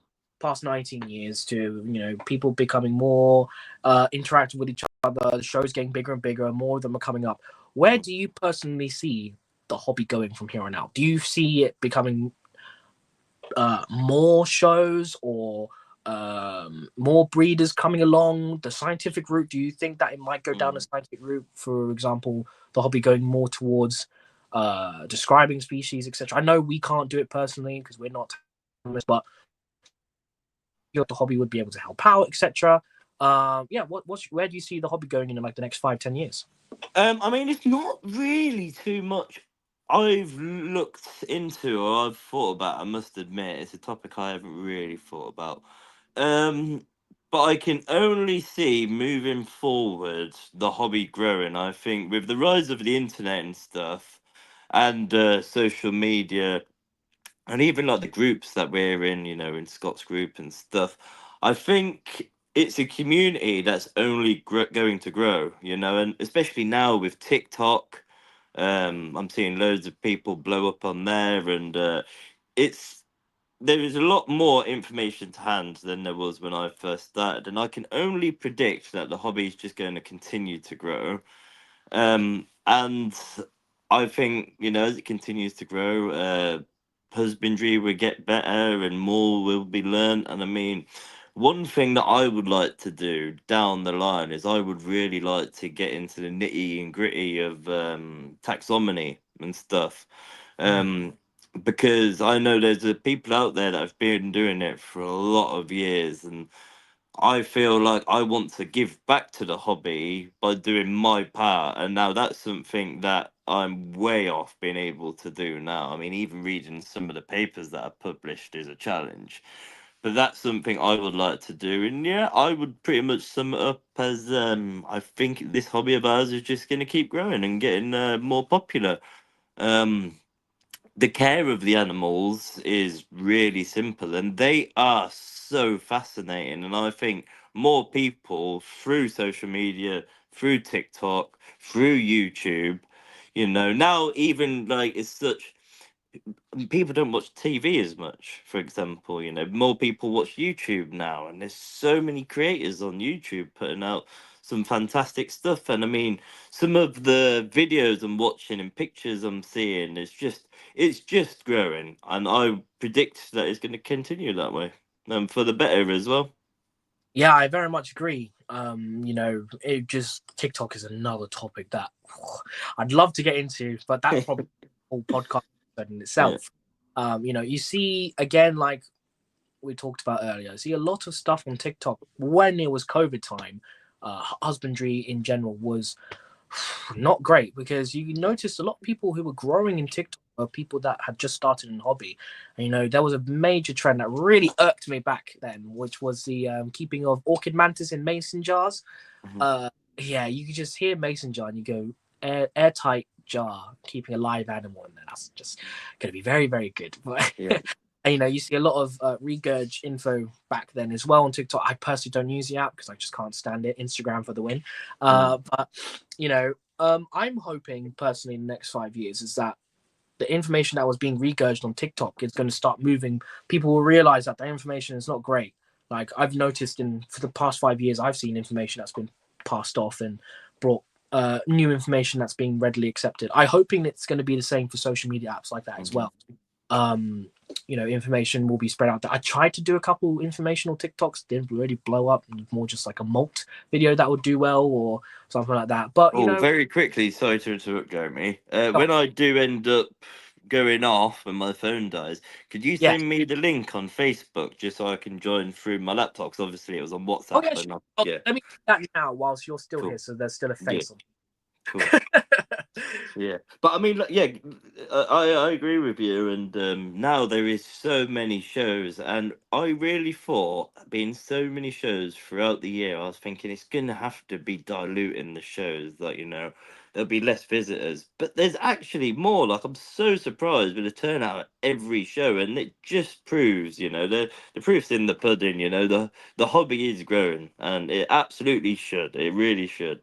I could not imagine myself doing anything else, and I would feel naked without my spiders. I really would. The first day I moved into this flat, I wasn't too pleased about it. It's a long story, but ended up selling the house. I had over an ex-partner and stuff. I moved my spiders in first because as soon as my spiders were here, I would be here. They moved first, so I'm like, okay, now it's home, so I'm chilling. But I agree, dude. Like spiders always come first. Like when my dad gave me the green light to renovate this garage, I delved straight into it. I was like, I already had a plan. The original plan was to get a shed, but then I realized I don't really want to spend 5K on something that will stay in the garden. I may not stay here permanently, but at this rate, with how expensive housing is nowadays, I probably will stay here, Oh, and I'm still yeah, helping. I would, mate. I would. But that's why I was happy because before here we were just keeping a bunch of like junk and shit like that, and Mm, um, we ended up clearing everything out, and I think I spent less than $1,000 moving in here with electrics and yeah. insulation thing. Um, it's like I'm here now. I just can't. I'm not planning to leave anytime soon. The No. animals are, even if I do have to, if touch wood, I don't have to, but even if I coming with me. I'm a whole package deal now. Like, Yeah, man.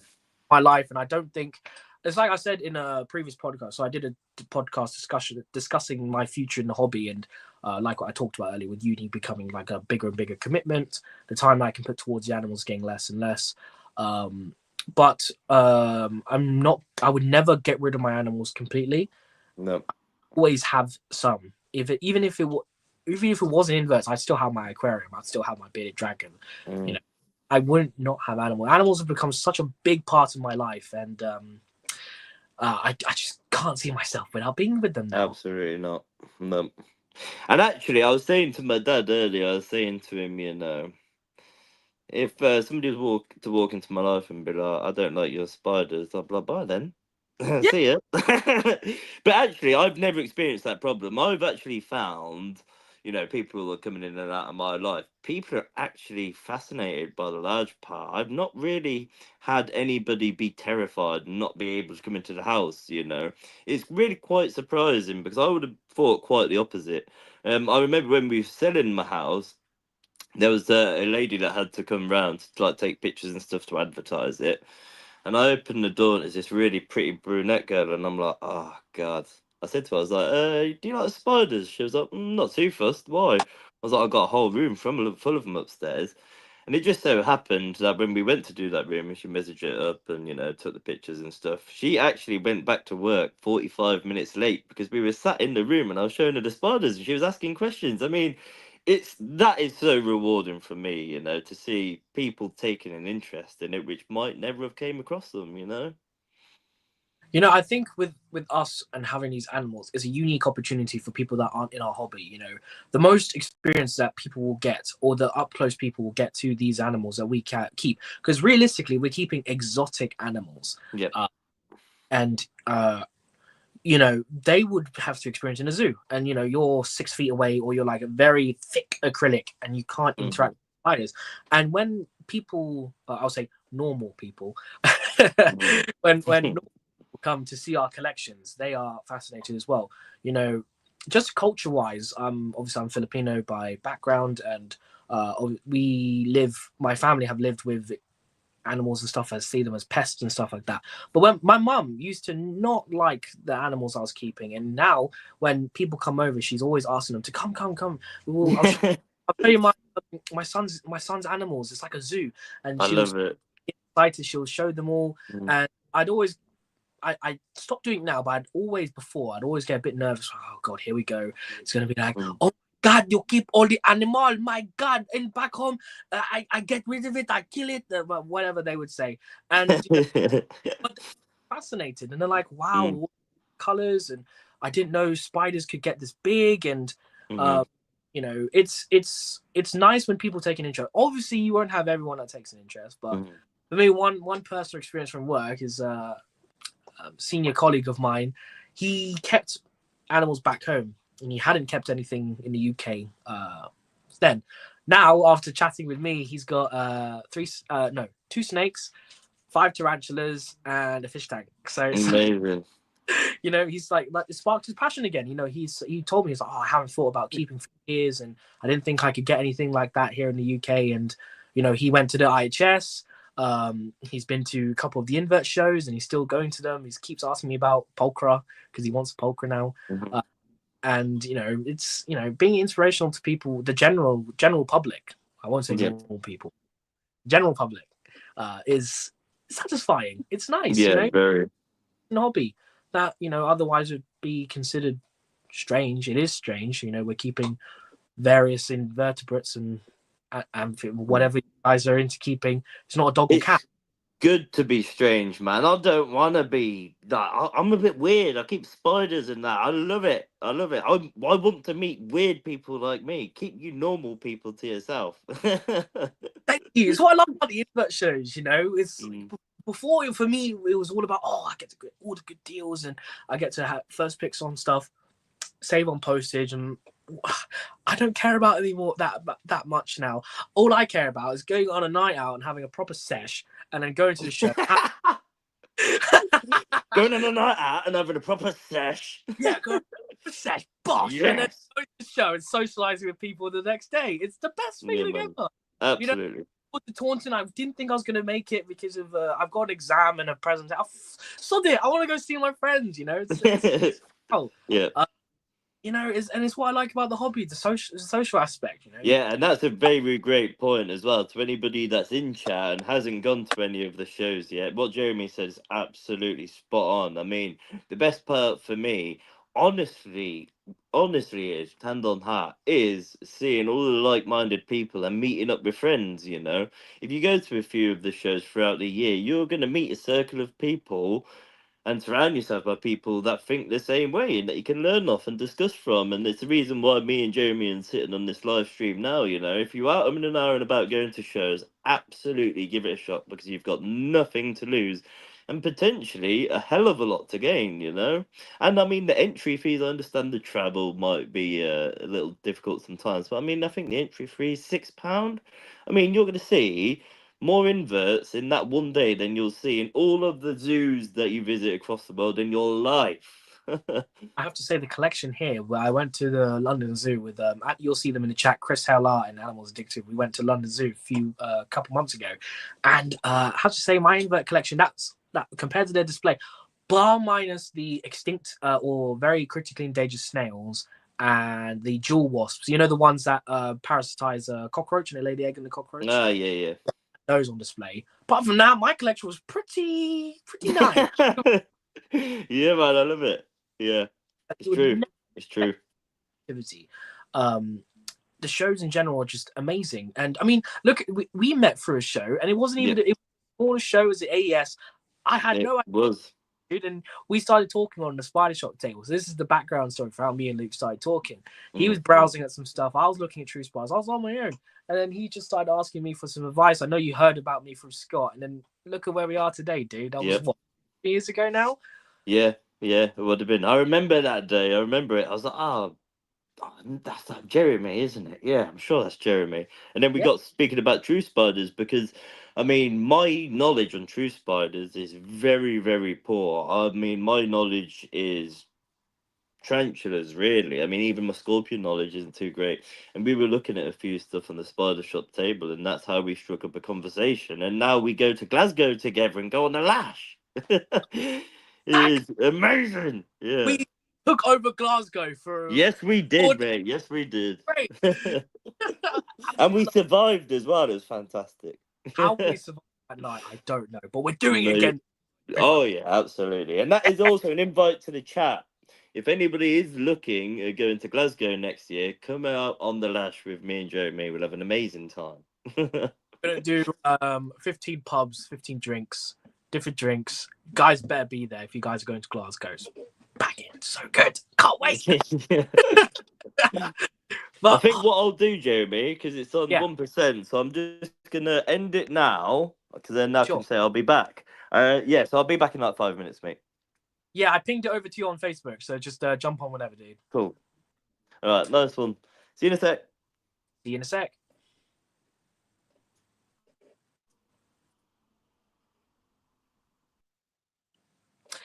Right, so don't worry, guys. The live stream isn't over. If you guys are just starting to tune in, Luke is switching over to his laptop. But my God, what an absolutely fantastic stream it's been so far. You know, this is exactly what I wanted to hear from Luke tonight. You know, chatting about his personal stuff, chatting about the hobby, and I hope you guys have found it entertaining as well. You know, it's been absolutely fantastic. It's definitely sparking why I love doing this podcast. You know, I keep saying that this podcast series, the main thing for me and the slogan behind it is discussing all things inverts, husbandry, breeding, and everything in between. You know, we've talked about various topics today, going really in depth, and it's what I love. The only reason I started this podcast is because I listen to a lot of animal podcasts as well, and I always end up listening to too many. I didn't have enough. So I listen to when I'm feeding the collection back here, and starting the Invertcast was a great way to, you know, get you guys involved in the invert side hobby of the podcast. There's not too many invertebrate podcasts out there. There are a couple. I know Richard from the Tarantula Collective is starting to come back. Tarantula Cat has one as well, which they release episodes infrequently. And then there's also One Shared Brain Cell podcast. Shout out to you guys if you're listening. But, you know, I thought there was a niche that needs to be made, and I'm so glad. I've been seeing the comments going out throughout the night. Excuse me. of the oh god, dinner's coming up.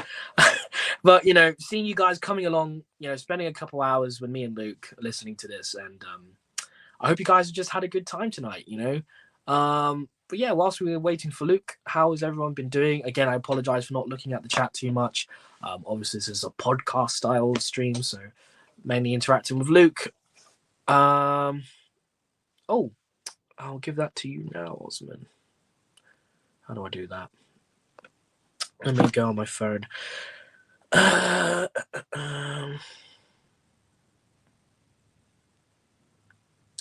Hold on a minute. I don't know how to do this stuff on my phone, man.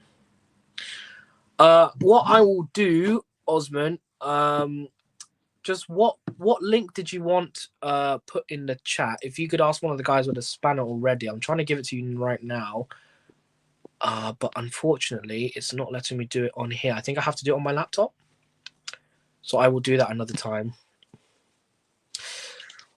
Steve, it was an accident. It just came. I'm sorry. I didn't mean to say that. I meant to just say, like, I don't know what you call it, like the in-between moment. I don't know what that's.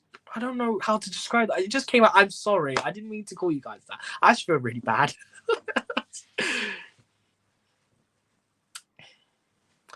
But yeah, I mean, it's been absolutely fantastic. If you guys want to see more episodes of this, let me know in the chat. Leave a comment. If you could share this about, because I leave these podcast style streams up on my channel so people can listen back to it. But yeah, guys, thank you so much for joining tonight. Really appreciate it. I saw a couple comments asking for some stuff.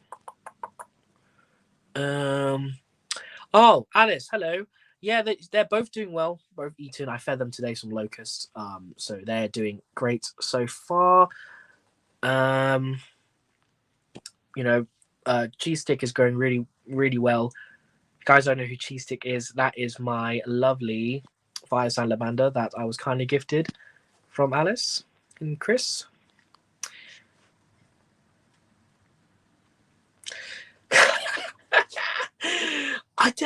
I'm so sorry, guys. I didn't mean to say that. It just slipped out. This is the thing with podcasts. I can't live stream podcasts. I can't edit out what I say.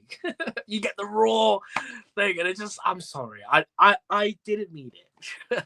I apologize. I'm sorry. I didn't know how else to describe it. It just slipped out. I'm sorry. But yes, it looks like I'll have to try and get another guest on at some point. I'm sorry. I'm sorry. I'm sorry. I didn't mean to say that. Oh, I apologize. I didn't mean it. I didn't mean it like that. You guys know I didn't mean it like that. No, it's... Oh, my God. No, I didn't mean it like that. I'm sorry. Jesus Christ. Okay. Now, enough bullying me. Luke is back, so we can get back to the podcast. Oh my God, here we go. Oh, Luke, you took too long. They were giving me shit.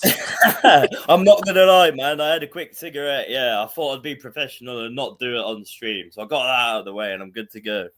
I did actually hear as well, because I had it open on my laptop. Yeah, man, you were getting some grief, huh? I'm getting grief. I always get grief. I hate this camera. It looks like it's well blurry. I really need to invest in a new laptop, I think.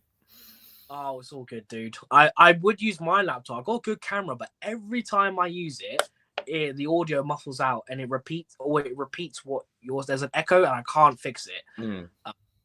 See, I'm losing it. I don't know.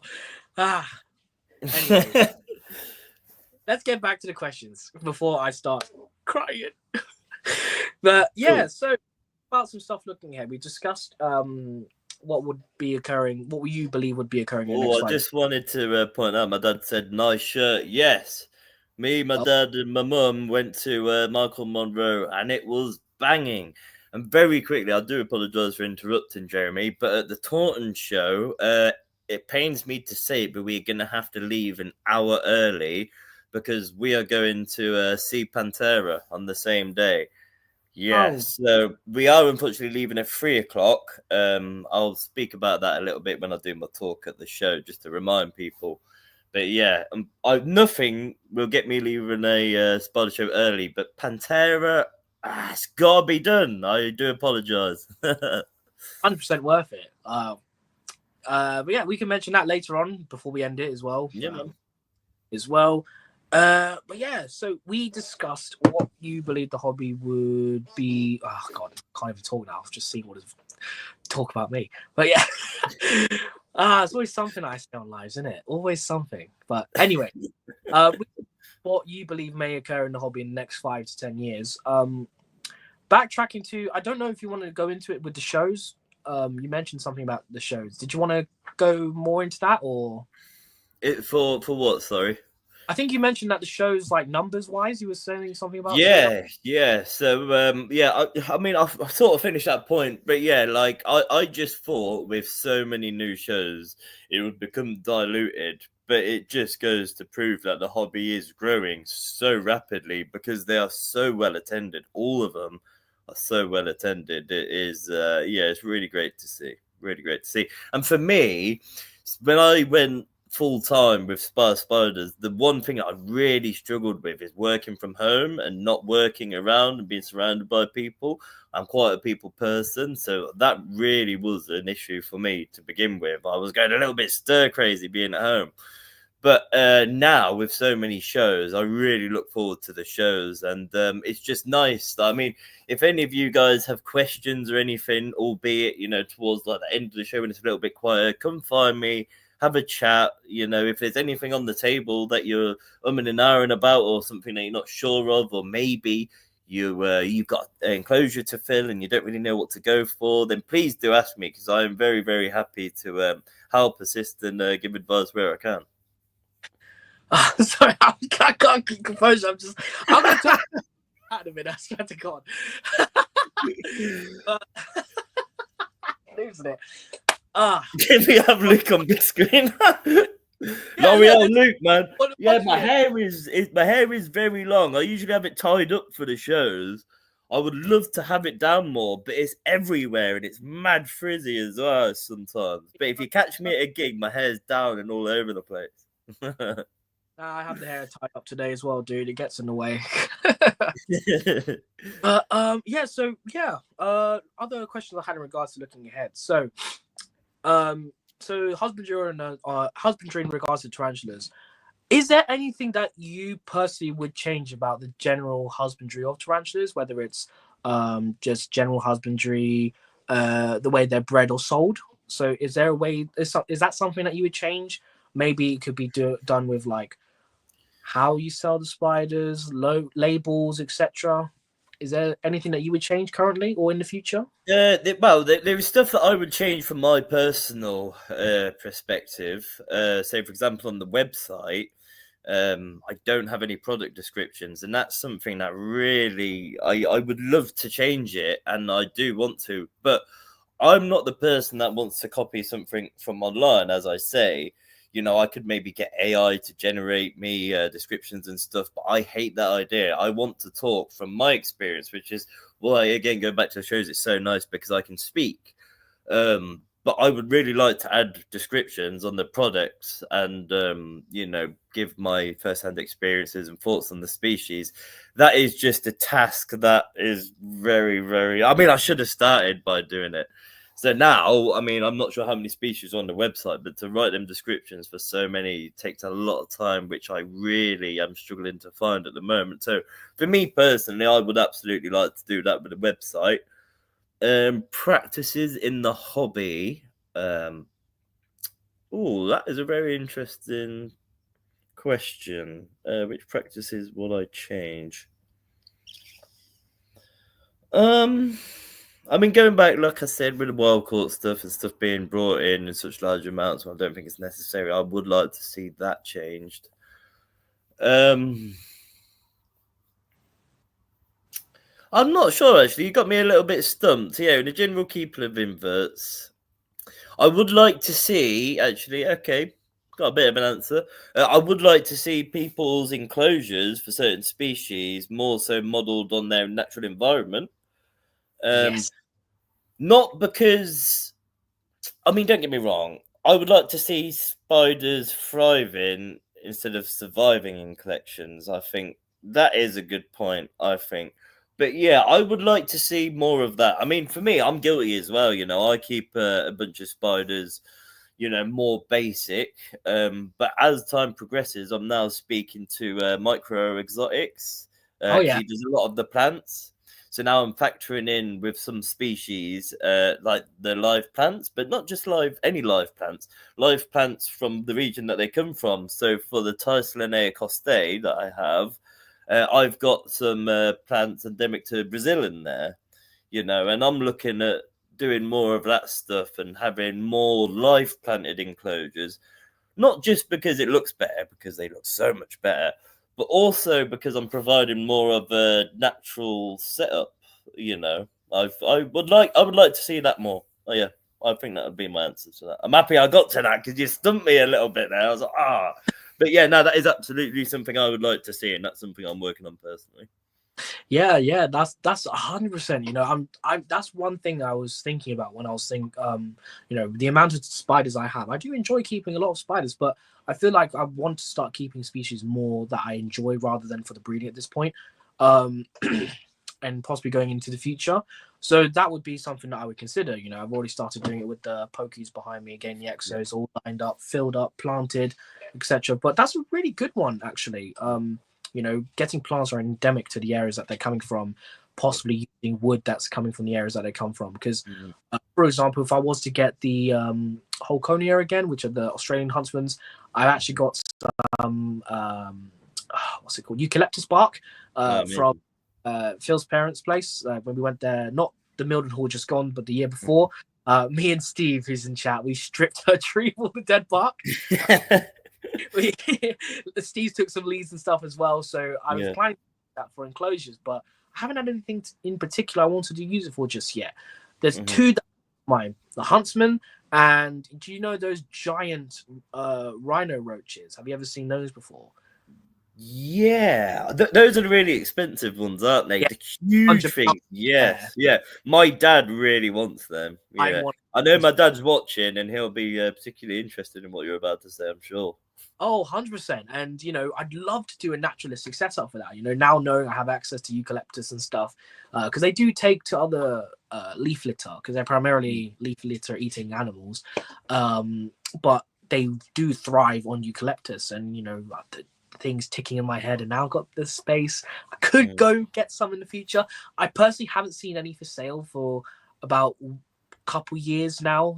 There was a pair about 2022, but I was sitting in my bedroom. That was tiny. But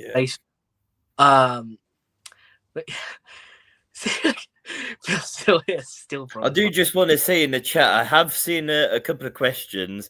We are going to get to some questions from chat. So if you ask them again, then I don't really want to interrupt Jeremy's flow. But I'm very happy to answer questions, and obviously Jeremy is as well. But I don't want to interrupt his flow because he's already getting some sticks. So I'm trying to keep him on course. There's one reason I don't like. No, it's fine. But it's a really good point. And Osman mentioned something that was something that I agree with, and something I like about you as well, and the way that you sell your spiders is, the size of spiders that are being sold. You see a lot of specimens that are being sold when they freshly emerge from that egg sac. Not ideal, because you don't know whether they're going to pass or not, because like we said, nothing's guaranteed. In the hobby, we realistically up the survival rate almost tenfold. Realistically, wild, probably less than 5% of that egg sac is going to make it to adulthood. We're allowing, if I would say realistically, probably about 40 to 60% of that total egg sac is surviving to adulthood. So, I personally would like to see more larger slings being sold. Of course, it's not going to be super realistic with like slow growing species like your Grammys, your Brackies, etc. But those are more hardier anyways. You see other species where they're being readily bred. You could keep them back. And that's what I like about you, dude. You're always selling good sized spiders. And you're always saying, I know on social media that the spider's size listed on the website, you end up with something that's double the size, and Yeah. I don't going to complain about.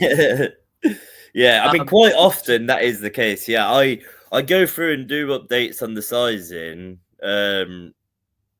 What, maybe every couple of months. So I mean, don't get me wrong. Obviously, sometimes you'll buy spiders from us, and they are the size that's stated. But more often than not, they'll be a little bit bigger. And it is an interesting topic, of selling slings at first molt. I mean, we do when I do stuff, I do, but then the price is reflected as such. And I always it's nice selling at the shows and selling online, because when you order a spider offline, I'll go through what I have and send you like the strongest individuals. That's the way I sell them. I sell them in that order. But something I have been toying with is actually having another section on the website. So you're going to have the spiderlings and then another section for grown on spiderlings. And these are spiderlings that have had at least 3 molts, but are still classed as spiderlings, just for those people that maybe struggle a little bit with the spiderlings or are new to the hobby and want something that's a little bit more established. So I will create a section for that, because I think that would be quite helpful for this topic, I think. yeah, that's a really And good question. also to say, like, some spiderlings, say some of the Ferrophosas and Eniphis, Paphobetius, the spiderling is really quite big. So even though it might be a 3 to 4 centimeter spiderling, that is still first molt. Yeah. Whereas you might have a Thyracosmus species, which is 1 centimeter, but that's actually had 4 molts and that's grown on. So it's just sort of outlining that, and I think that would maybe help people that struggle with some of the more difficult to raise spiderlings. Oh yeah, 100% agree. And just leaning slightly off topic, when someone's coming into the hobby and they're wanting to get like the cheapest option possible, I would personally not look for the cheapest option possible. If you're starting off in the hobby, a lot of people say get a sling, but for me, I'd say start off with a grown on or minimally, or start off with a juvenile, because the past that fragile stage, you don't have to worry about that. You're going to be able to experience molting and rehousing into different size enclosures. So, like Osman said, that was a really good point. And it's something I just wanted to highlight. And I'm glad you're agreeing with then. Hopefully, being able to implement it into your practice later on. So, absolutely, yeah. Great thing to reiterate. Cool. But yeah, so what my last question basically is, for looking ahead, what would you say are, let's say, if you want to give three, give three. If you have more, give more. Points for someone looking to start a business like yourself. Any advice, anything that you've come across that you've experienced firsthand and that you would like to pass on to someone to get into the side of the hobby? Yeah, absolutely. I would start off by saying I don't see other traders as competition. I don't look at it like that at all. So there's plenty of space for people to go and start a business, I would say the most important thing for me personally, number one for sure, is you have to be passionate about what you're doing. If you're looking to do something with the spiders, then you need to be passionate for a whole host of reasons. I mean, to start off, you need to be passionate because really, if you're selling these animals, you need to be able to advise people that are buying the animals. I think that's the most important part, really. But then also, you need to be passionate because, I mean, for me, I wouldn't say, well, I don't at all have a set hours that I do each week. I don't say have a 9 to 5 or have weekends off. My job running SpaSpiders is all day, every day, pretty much. I mean, every day I'm feeding spiders. I'm replying to people and messages, emails, Monday to Sunday. And I mean, I think if you don't have the passion for it, very quickly you're going to find it. What's the word? You're going to find it laborious, when it comes to feeding day. And for example, I probably have here at the moment maybe 4,000 spiders, maybe. And with that amount of spiders to feed, if you're not passionate and you don't enjoy doing what you're doing, you're soon going to realize that, actually, you know what? It might be easier just to go and work a 9 to 5. I mean, there's space for everybody. So yeah, I would say that's the most important thing. Get into it for the right reasons. And advice I'd give. I'm not really sure what advice I'd give besides that. I mean, we've all got to start somewhere.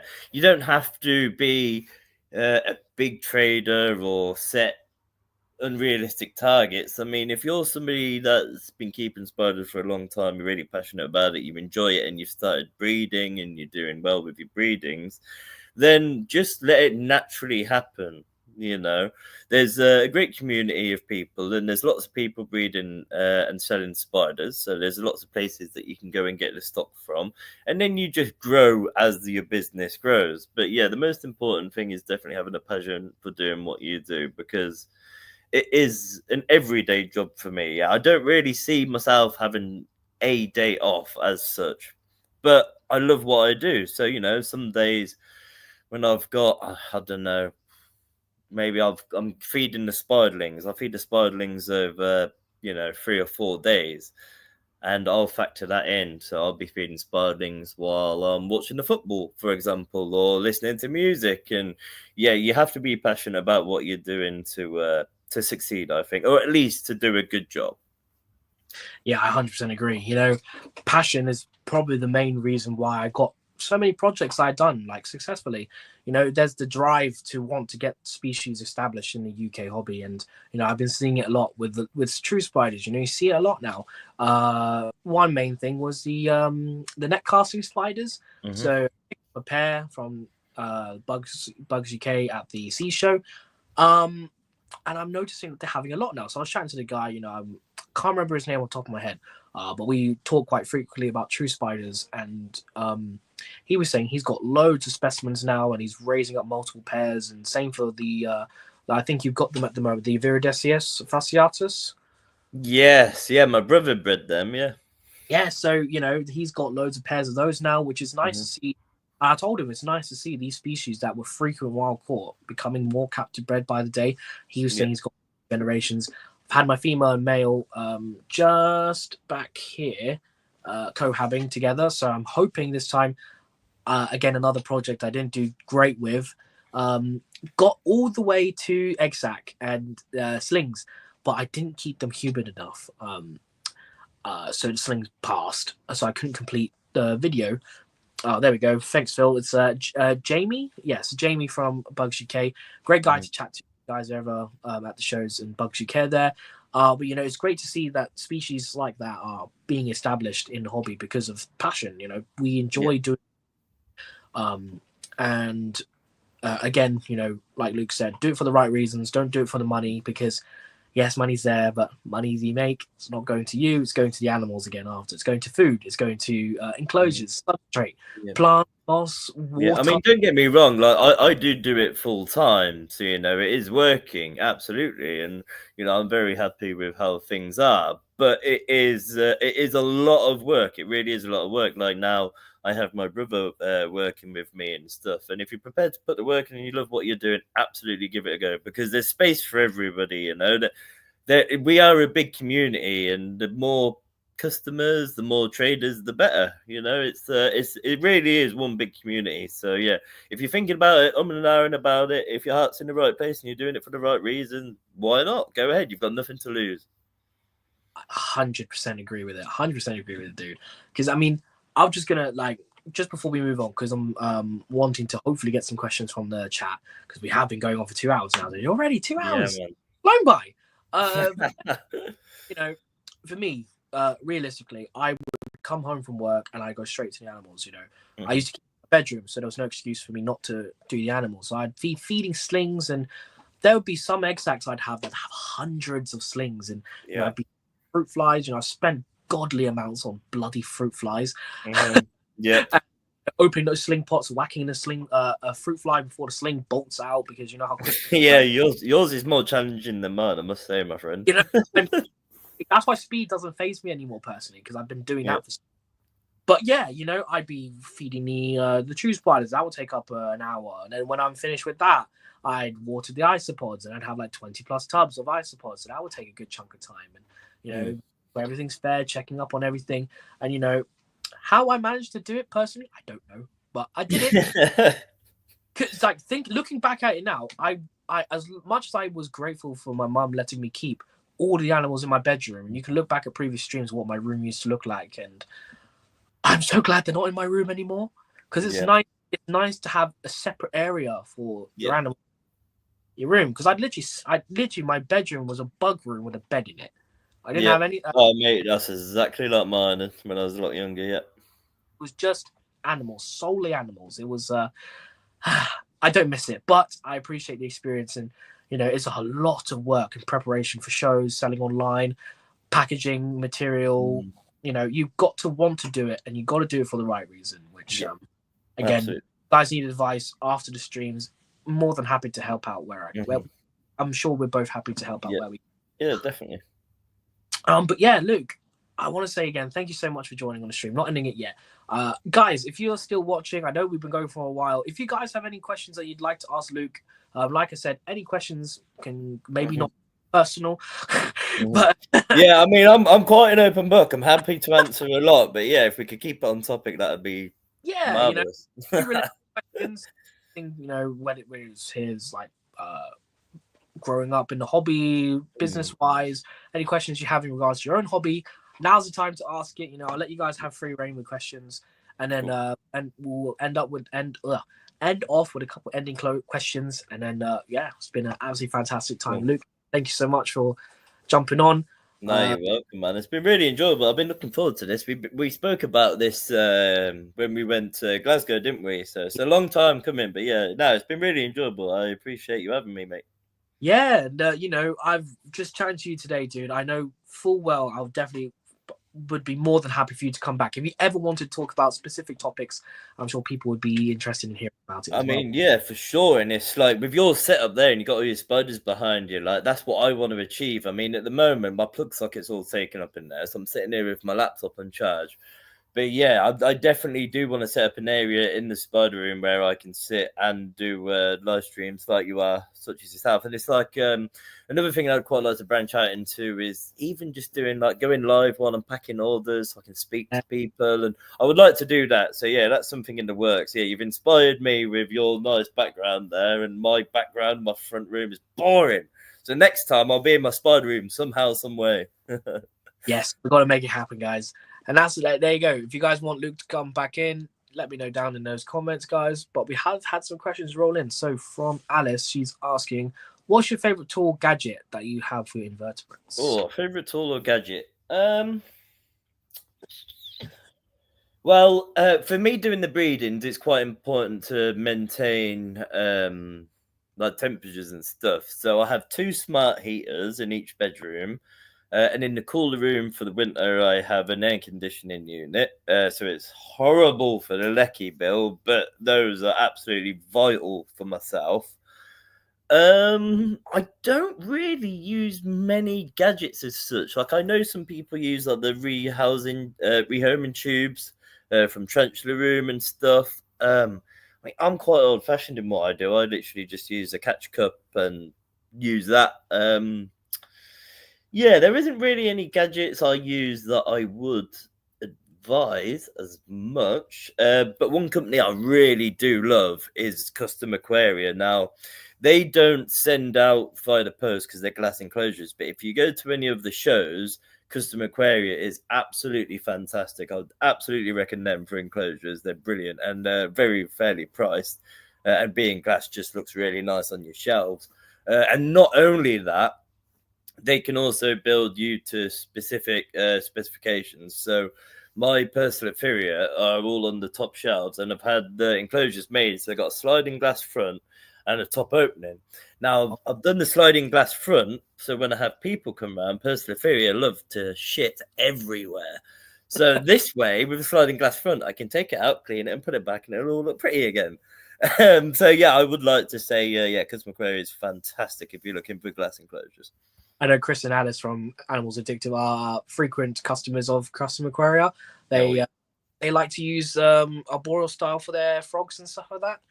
But yeah, Custom Aquaria are fantastic, and you know the quality of enclosures that are being built when they've been around for as long as they have. Yeah. But Osmond's asking, Any tips for Lividus to drop a sack? So Lividus is one that I haven't really done too much with. I mean, I've bred them a couple of times, and I've actually just paired my first of three. I think I've got three females. I've got to pair. So I've just paired my first. Got two more to pair.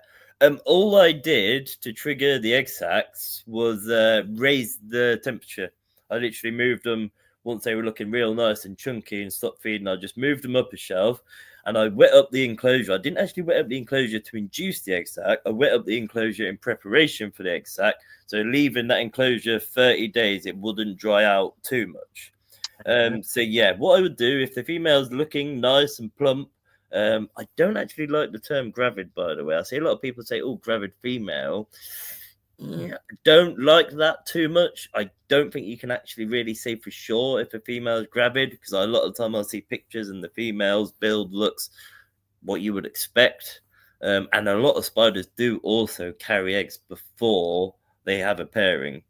So that's a little off topic there. But yeah, what I would do, Osman, is once your female's looking quite nice and chunky, up the temperature a little bit and wet the enclosure up a bit and keep your fingers crossed. To be honest, that's all I can really give advice on that. I have paired them a couple of times, but they're a species I haven't worried too much about the conditioning. Fingers crossed that your current pairings and Osman's pairing is successful as well. Good luck, Osman. Alice has also asked another question. So we've talked about what to do, but I know we've gone over it briefly, but she's asking what 3 things to avoid when starting a business. Yeah, so the first thing I would say is have your goals when you're starting a business, set your goals and things that you'd like to achieve, but also try and be realistic and don't put too much pressure on, say, making money initially, stuff like that. So, for example, we travel and done 19 shows last year. Some of the shows that we've done are quieter shows. And if I was to look at it and factor in my time, my dad's time, Fuel Brothers' time, they might not necessarily be profitable for us. But you have to sometimes not look at the money side of things and look at, getting your name out there and going to events and speaking to people and sharing what you're doing. I think that is very important. So, for example, all of the shows that we do in the year, I don't look at individual shows when I'm looking at sort of takes or money side. I look at the shows as a whole because the shows aren't just about making money. It's about getting your name out there and meeting like-minded people and gaining information. So I think that would be my second point. The first one being expectations. And my third thing to avoid, don't run before you can walk, I would say. Do what you're doing to the best of your ability and try and keep them standards as you progress. Set your foundations of what you want to achieve. And as you grow, maintain that and maintain the levels at which you're working. So, I mean, I do see it sometimes at the shows. Some people have stuff on tables and you can tell that spider's lived in that smaller pot for a hell of a long time, or maybe some spiders that are on the show tables are quite skinny or really fresh and molted and hadn't eaten yet. I mean, for me, the show preparation is mental. Like, for each show, I barely sleep, to be honest. I need to get better at it, but I'm up all night just perfecting the little bits. I mean, my dad will come over and I'm like, them spiderlings are a little bit big in them pots. Right, you need to rehouse them into 155s, blah, blah, blah. So, yeah, I would say to keep your standards high and grow naturally, but maintain the standards that you put in place. Yeah, I mean, I have to say, from consistency point, my table, I have to have it the same every time. Yeah. And knowing you guys for the past 3-4 years, I have to say your table looks impeccable every single time. Thank you, man. I appreciate it. Thank you. My table, half the stuff is bought, but when I've come to see you guys, pre-show, when I've gotten in early and traded early, every time I see your stuff, dude, it's amazing. The quality that you the standard that you put on your table is incredible. I appreciate it. The pots are clean, everything's labeled, you can read it properly. For the slings, everything has an image so you can see what it looks like. Because that's one thing I wanted to try and do, which I never ended up doing, was having like the species as an adult next to the slings. Because I sell true spiders, and most of the time people don't know what these spiders are. Yep. It's still a niche that's growing. Yep. Wanted to try, but I never ended up doing it. So massive I mean, respect. that is a point as well. Like, maybe I was being a little bit harsh and saying like setting your standards and maintaining them as you grow, because you can actually improve your practices. So that's something, like, always be looking to better your practices. I'll rephrase that a little bit. I've changed my mind. So always be looking to better your practices, because it's like so I didn't start with the pictures. I didn't have my tablecloths before. I'd done things differently, and it's just maintaining a high level. And especially if you're selling live animals, then you need to be selling the best. Like, for example, I see certain species, like, you can sell species at first molt, that's not a problem, but I see certain species being sold at first molt where it's like, your chances, say for like the Celadonia, they can be tricky to raise. And it's fun that they're sold at first molt, price reflective, absolutely fine. But a lot of new people in the hobby would be picking them up, and I just think, you need to be providing animals, in their best shape, in their best health. So, like, for example, before the shows, the 2, 3, 4 days prior to the show, I'll go through and feed everything that's going to the show. And the spiderlings, say if I always take boxes of 15, but I'll go through the box of 15, feed them, and say if one's really chunky or one's only just molted, etc., I'll swap them out and make sure that the best stuff that I have, the best individuals, are going to the show. Again, I just have to keep hyping you up, dude, because I appreciate it, man. I can't say I've ever seen a specimen on your table that I thought that shouldn't be on display. Every time, it's just amazing. I aspire to be like you one day, dude. No, you are, man. You are. Taking a break. I aspire to be as prepared as you, my friend. We can take a bit from each other. I'm telling you, we are two brothers from another mothers, man. Yeah, man. But Chris has said, come on, this is not even a question, is it? You have to come to the sesh. Shall I come to the Glasgow sesh? Why are you even asking that question? Just come. Just come. It is a fantastic time. If you would like to come to the Glasgow sesh, I can promise you that we will talk a lot about spiders, get very drunk, and make amazing memories, and some of the memories we won't even remember. So just come. just it's fine. But guys, it's been absolutely fantastic. I haven't seen any other questions pop up since then. So if there's any other questions, now's the time to ask, because wrapping up, we're getting close to 2.5 hours. So I don't want to take up too much of Luke's time, and you guys too. So Jamie, you can take up my time whenever you like. You're quite all right, mate. Don't worry about that. I did actually just see as well. Yes, that is true. The most unhealthy thing I see on Luke's table is Luke after a night out. Yeah, actually, the shows are on a Sunday. I'm a single man. I quite enjoy my beers. Like, I do end up drinking beers quite often before a show, especially for the pre-show. I'm working on that this year. I'm getting a bit older, but old habits die hard, and that is a very valid comment. I would absolutely agree with that. Shows, dude, and you And I do just want to say as well, Osman, there is some great looking pictures on the table. Yes, because Osman is fantastic, and he's noticed a few pictures that I've been missing online, and he has them particular species and has sent them over for me to use. So thank you very much, man. Legend Osman, man. It's like, you're using some of the pictures that I've taken as well, dude. Thank you very much. Appreciate it. Oh, your pictures, man. The pictures didn't come out as good when I had to put them in photo bucket Photoshop, because I had to edit them for the size to fit the website. Really annoying. I mean, they still look amazing, but that picture of the, God, I don't want to say the Latin because I struggle with it. Heteromosa, the Which red one? fang. Oh, what's the scientific for those? The Peloctenus hematosoma. Hematosoma, that's it. That picture is absolutely incredible, man. Yeah, like their colors are just ridiculous. Love to work with them again someday. I bred them. I didn't see the pairing happen. Male was under there for a good while, but I didn't want to move the tub because the females are very aggressive with the males. And yeah, 10 minutes in, she whacked him. So I was like, I don't know if I can claim it as captive bred, but I managed to get that photo out of it. And no, it's a fantastic picture. Yeah, I took as well, which I used for my business card. Yes. Yeah.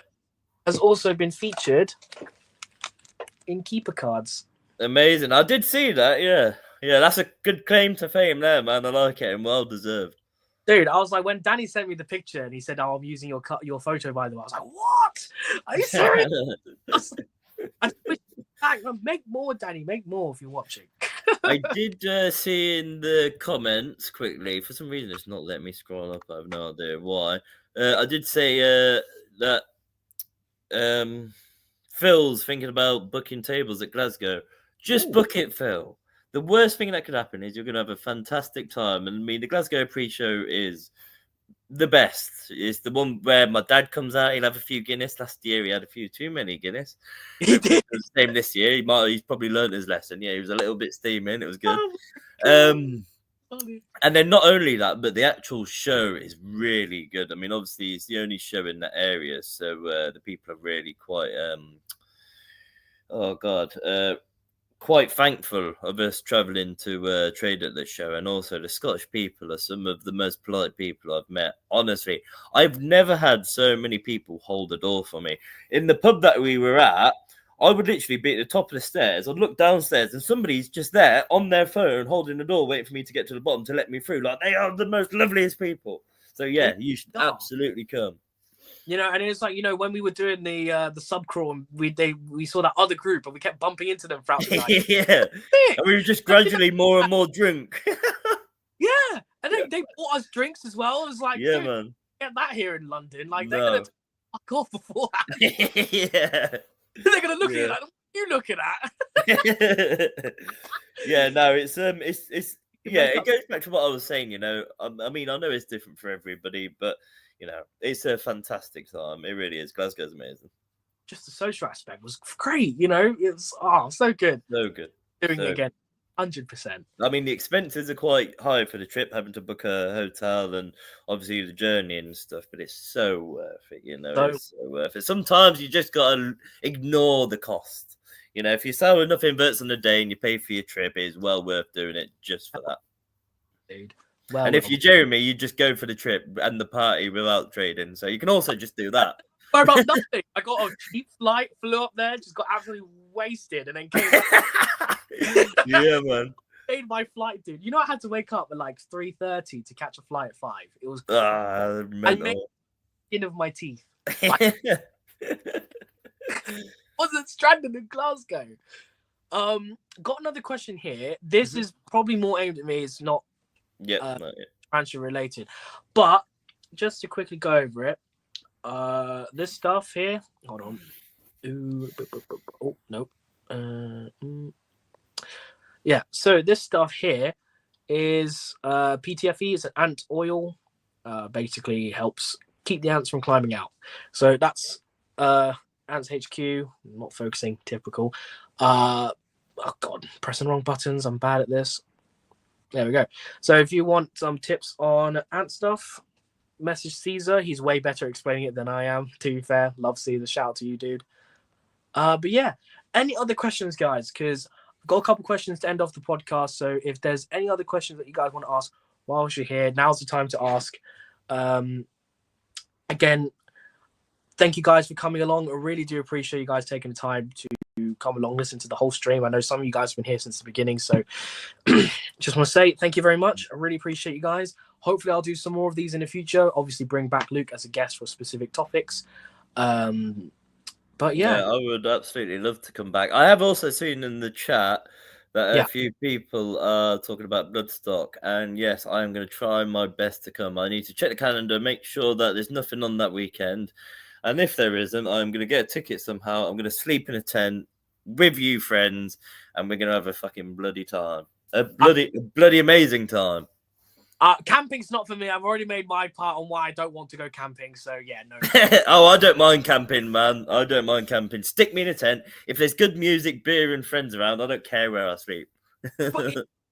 I don't mind camping when there's not sweaty, no shower. Like I like camping where I can go fishing or go chilling out in nature, not fucking dancing around or getting hammered and then sleeping in my own sweat.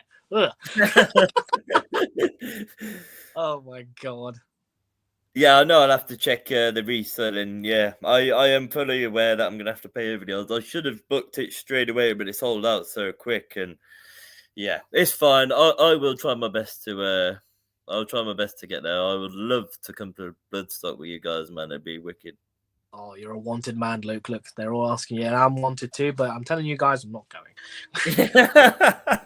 It's perfectly clear. I'm not. But I just want to, because we're obviously with time and everything. I don't want to keep you too long, dude. I know you say Yeah, it's all good, man. For me, I don't want to keep you too long.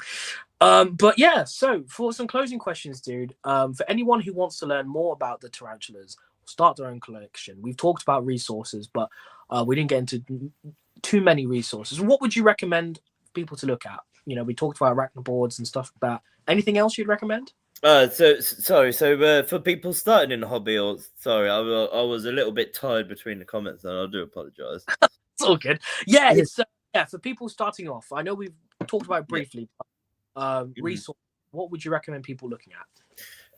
To be honest, what I would recommend first of all would actually be some of the YouTube creators, such as yourself. I know that Dave's really good. You've got Scott, you've got Tom Moran. I think, and obviously there's a bunch of the other guys out there as well. I think that's a really good place to start because I think it's not as demanding, like if you popped it on the TV, popped it on YouTube, you can sit there and you can learn and take it in. I mean, I can give you resources such as, like the arachno boards and stuff. We can go and reference, but I think that's a little bit more advanced. I think the perfect place to start is where we are now, YouTube. There is some fantastic creators out there, and by now have covered all sorts. So I think that is the best place to start. Yeah, and it's also, you're watching somebody's first-hand experience, and quite often in these videos, there's like rehousing and stuff, and I think you can learn a lot more from watching somebody work with the individual spiders opposed to reading about it. So I would say, the best place to start would be YouTube. 100% agree. There's plenty of and it's what's great about YouTube as well is like the levels of information that's given. Some people will give the information just as a casual hobbyist. You have people like Tom Moran who'll go into detail and only make a video like of a rehousing or I think he does a series called Genus Review. So he was on a specific genus, and he's said it multiple times on podcasts. I'd love to chat to the guy, but he will never make one of those until he's raised a sling to adult, which props to him a lot. Exactly what I was saying, speaking from first-hand experience is so very important. Yeah, I must admit, I'm going to be totally honest, I don't watch too much YouTube just because in my downtime, being so busy with the spiders, I'll often opt to, I don't know, play some games with my friends or go out and see friends and stuff. I don't watch as much YouTube as I would like to. But yeah, I hear a lot of good stuff about Tom Moran and stuff like that. And yeah, I mean, him going about saying about the genus and not doing it until he's raised its sling to adulthood is exactly why that is a very good place to go for your information.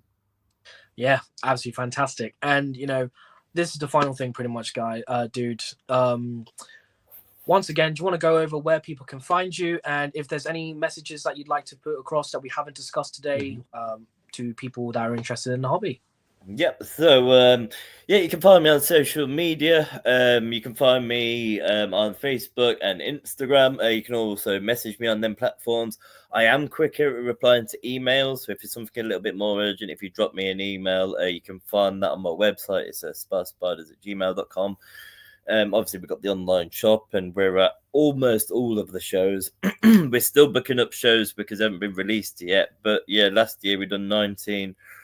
This year we'll be doing around about the same number, so you can find us at a lot of shows. I am looking at introducing a couple of new things this year. I'm looking at starting up a mailing list, which I'm going to be working on very soon. So if you'd like to get inside info or heads up on when I'm having new big stock updates, and just sort of more information, I will be starting a mailing list just so I can keep my social media platforms more of a catalogue of spiders and more educational, where I can share my pictures opposed to pushing sales and stuff. So there'll be more sort of sales and advertising via the mailing list. And as I say, there'll be a heads up. So maybe we can work something out via the mailing list. I can say what's going to be added to the website before it's listed, and you get a little sneak peek and inside news. So that's something I'd like to do. And I would actually quite like to start up a TikTok. Not so much because more so to document and go live. I feel like me sitting here and talking to you, I can give a lot more information. I can answer questions. It's a lot easier talking than it is to write messages. And also, when it's on the platform such as TikTok, that information can be, given to many. So I'm thinking maybe if I go live while I'm packing orders, or maybe if I go live while I'm doing some feedings, people's general questions and stuff, things they're unsure about, or maybe you're looking at a speech app on the website, but you need a bit more information on it. I think that would be a really nice space for me to be able to talk, opposed to getting back to messages. Because I do the communications and stuff for SpaSpiders on my own. I do all of the packing. Every parcel that's ever been sent, I've packed myself. My mum does take my parcels for me. She's very good to me. So yeah, shout out to Mum if you're watching. Thank you very much. But yeah, I also do all of the communications. So sometimes I find it quite challenging when I'm asked a broad question to really give an insightful answer, because it's so time consuming. So I'm thinking that's what I'll be looking to do. Yeah, I'll be looking to go live on Instagram, TikTok, Facebook, do more lives with yourself maybe and other people, just so I can get across the information that way. Oh, that's fantastic, dude. Bigger and better things always coming up. And I've been watching you over the past few years of you developing the business and stuff. First seeing you on Scott's channel for the first time, and then developing our friendship to where it is today. Yeah, man. Much looking forward to seeing what the future holds for both yourself and me too. Yeah, it's been an absolute pleasure having you on, dude. Just was there any particular thoughts or messages that you wanted to give to the people listening just before we end it here? Well, yeah, as I say, we're going to Pantera at 1, so yeah, we will be leaving a little bit early, 3 o'clock. And messages I'd like to give to the chat. I'd like to say thank you for joining us this evening. It's been great to have you guys here. I've actually really enjoyed tonight. I knew it was always going to be good with Jeremy. We've been planning this for a little while, but yeah, I've really enjoyed it. And thank you for your questions, and well, happy keeping to everybody. Oh, thank you so much, Luke. It's been an absolute pleasure. I'm going to end it here, guys, because it's been an absolute pleasure to have Luke on. And podcast going for 2.5 hours. I'm pretty sure this is the longest one I've done, actually, dude. So I'm glad to have that title, my friend. It's been next time we can pass 3 hours. Yeah, man, we can do it, mate. This has been the Invertacast, guys. Chatting all sorts of stuff, inverts. Theraphoses today with Luke from SpaSpiders. Again, dude, it's been an absolute pleasure. Thank you to everyone that's joined tonight. It's been very much appreciated. People watching us live. Do share this about, because this will be saved on my channel. So if people want to get to know Luke, if you want to share this about, post live as well. If you want to know about you as well, feel free to share it about as well. But yeah, so guys, I'm going to be ending it here. Thank you so much for joining me tonight with Luke from SpaSpiders.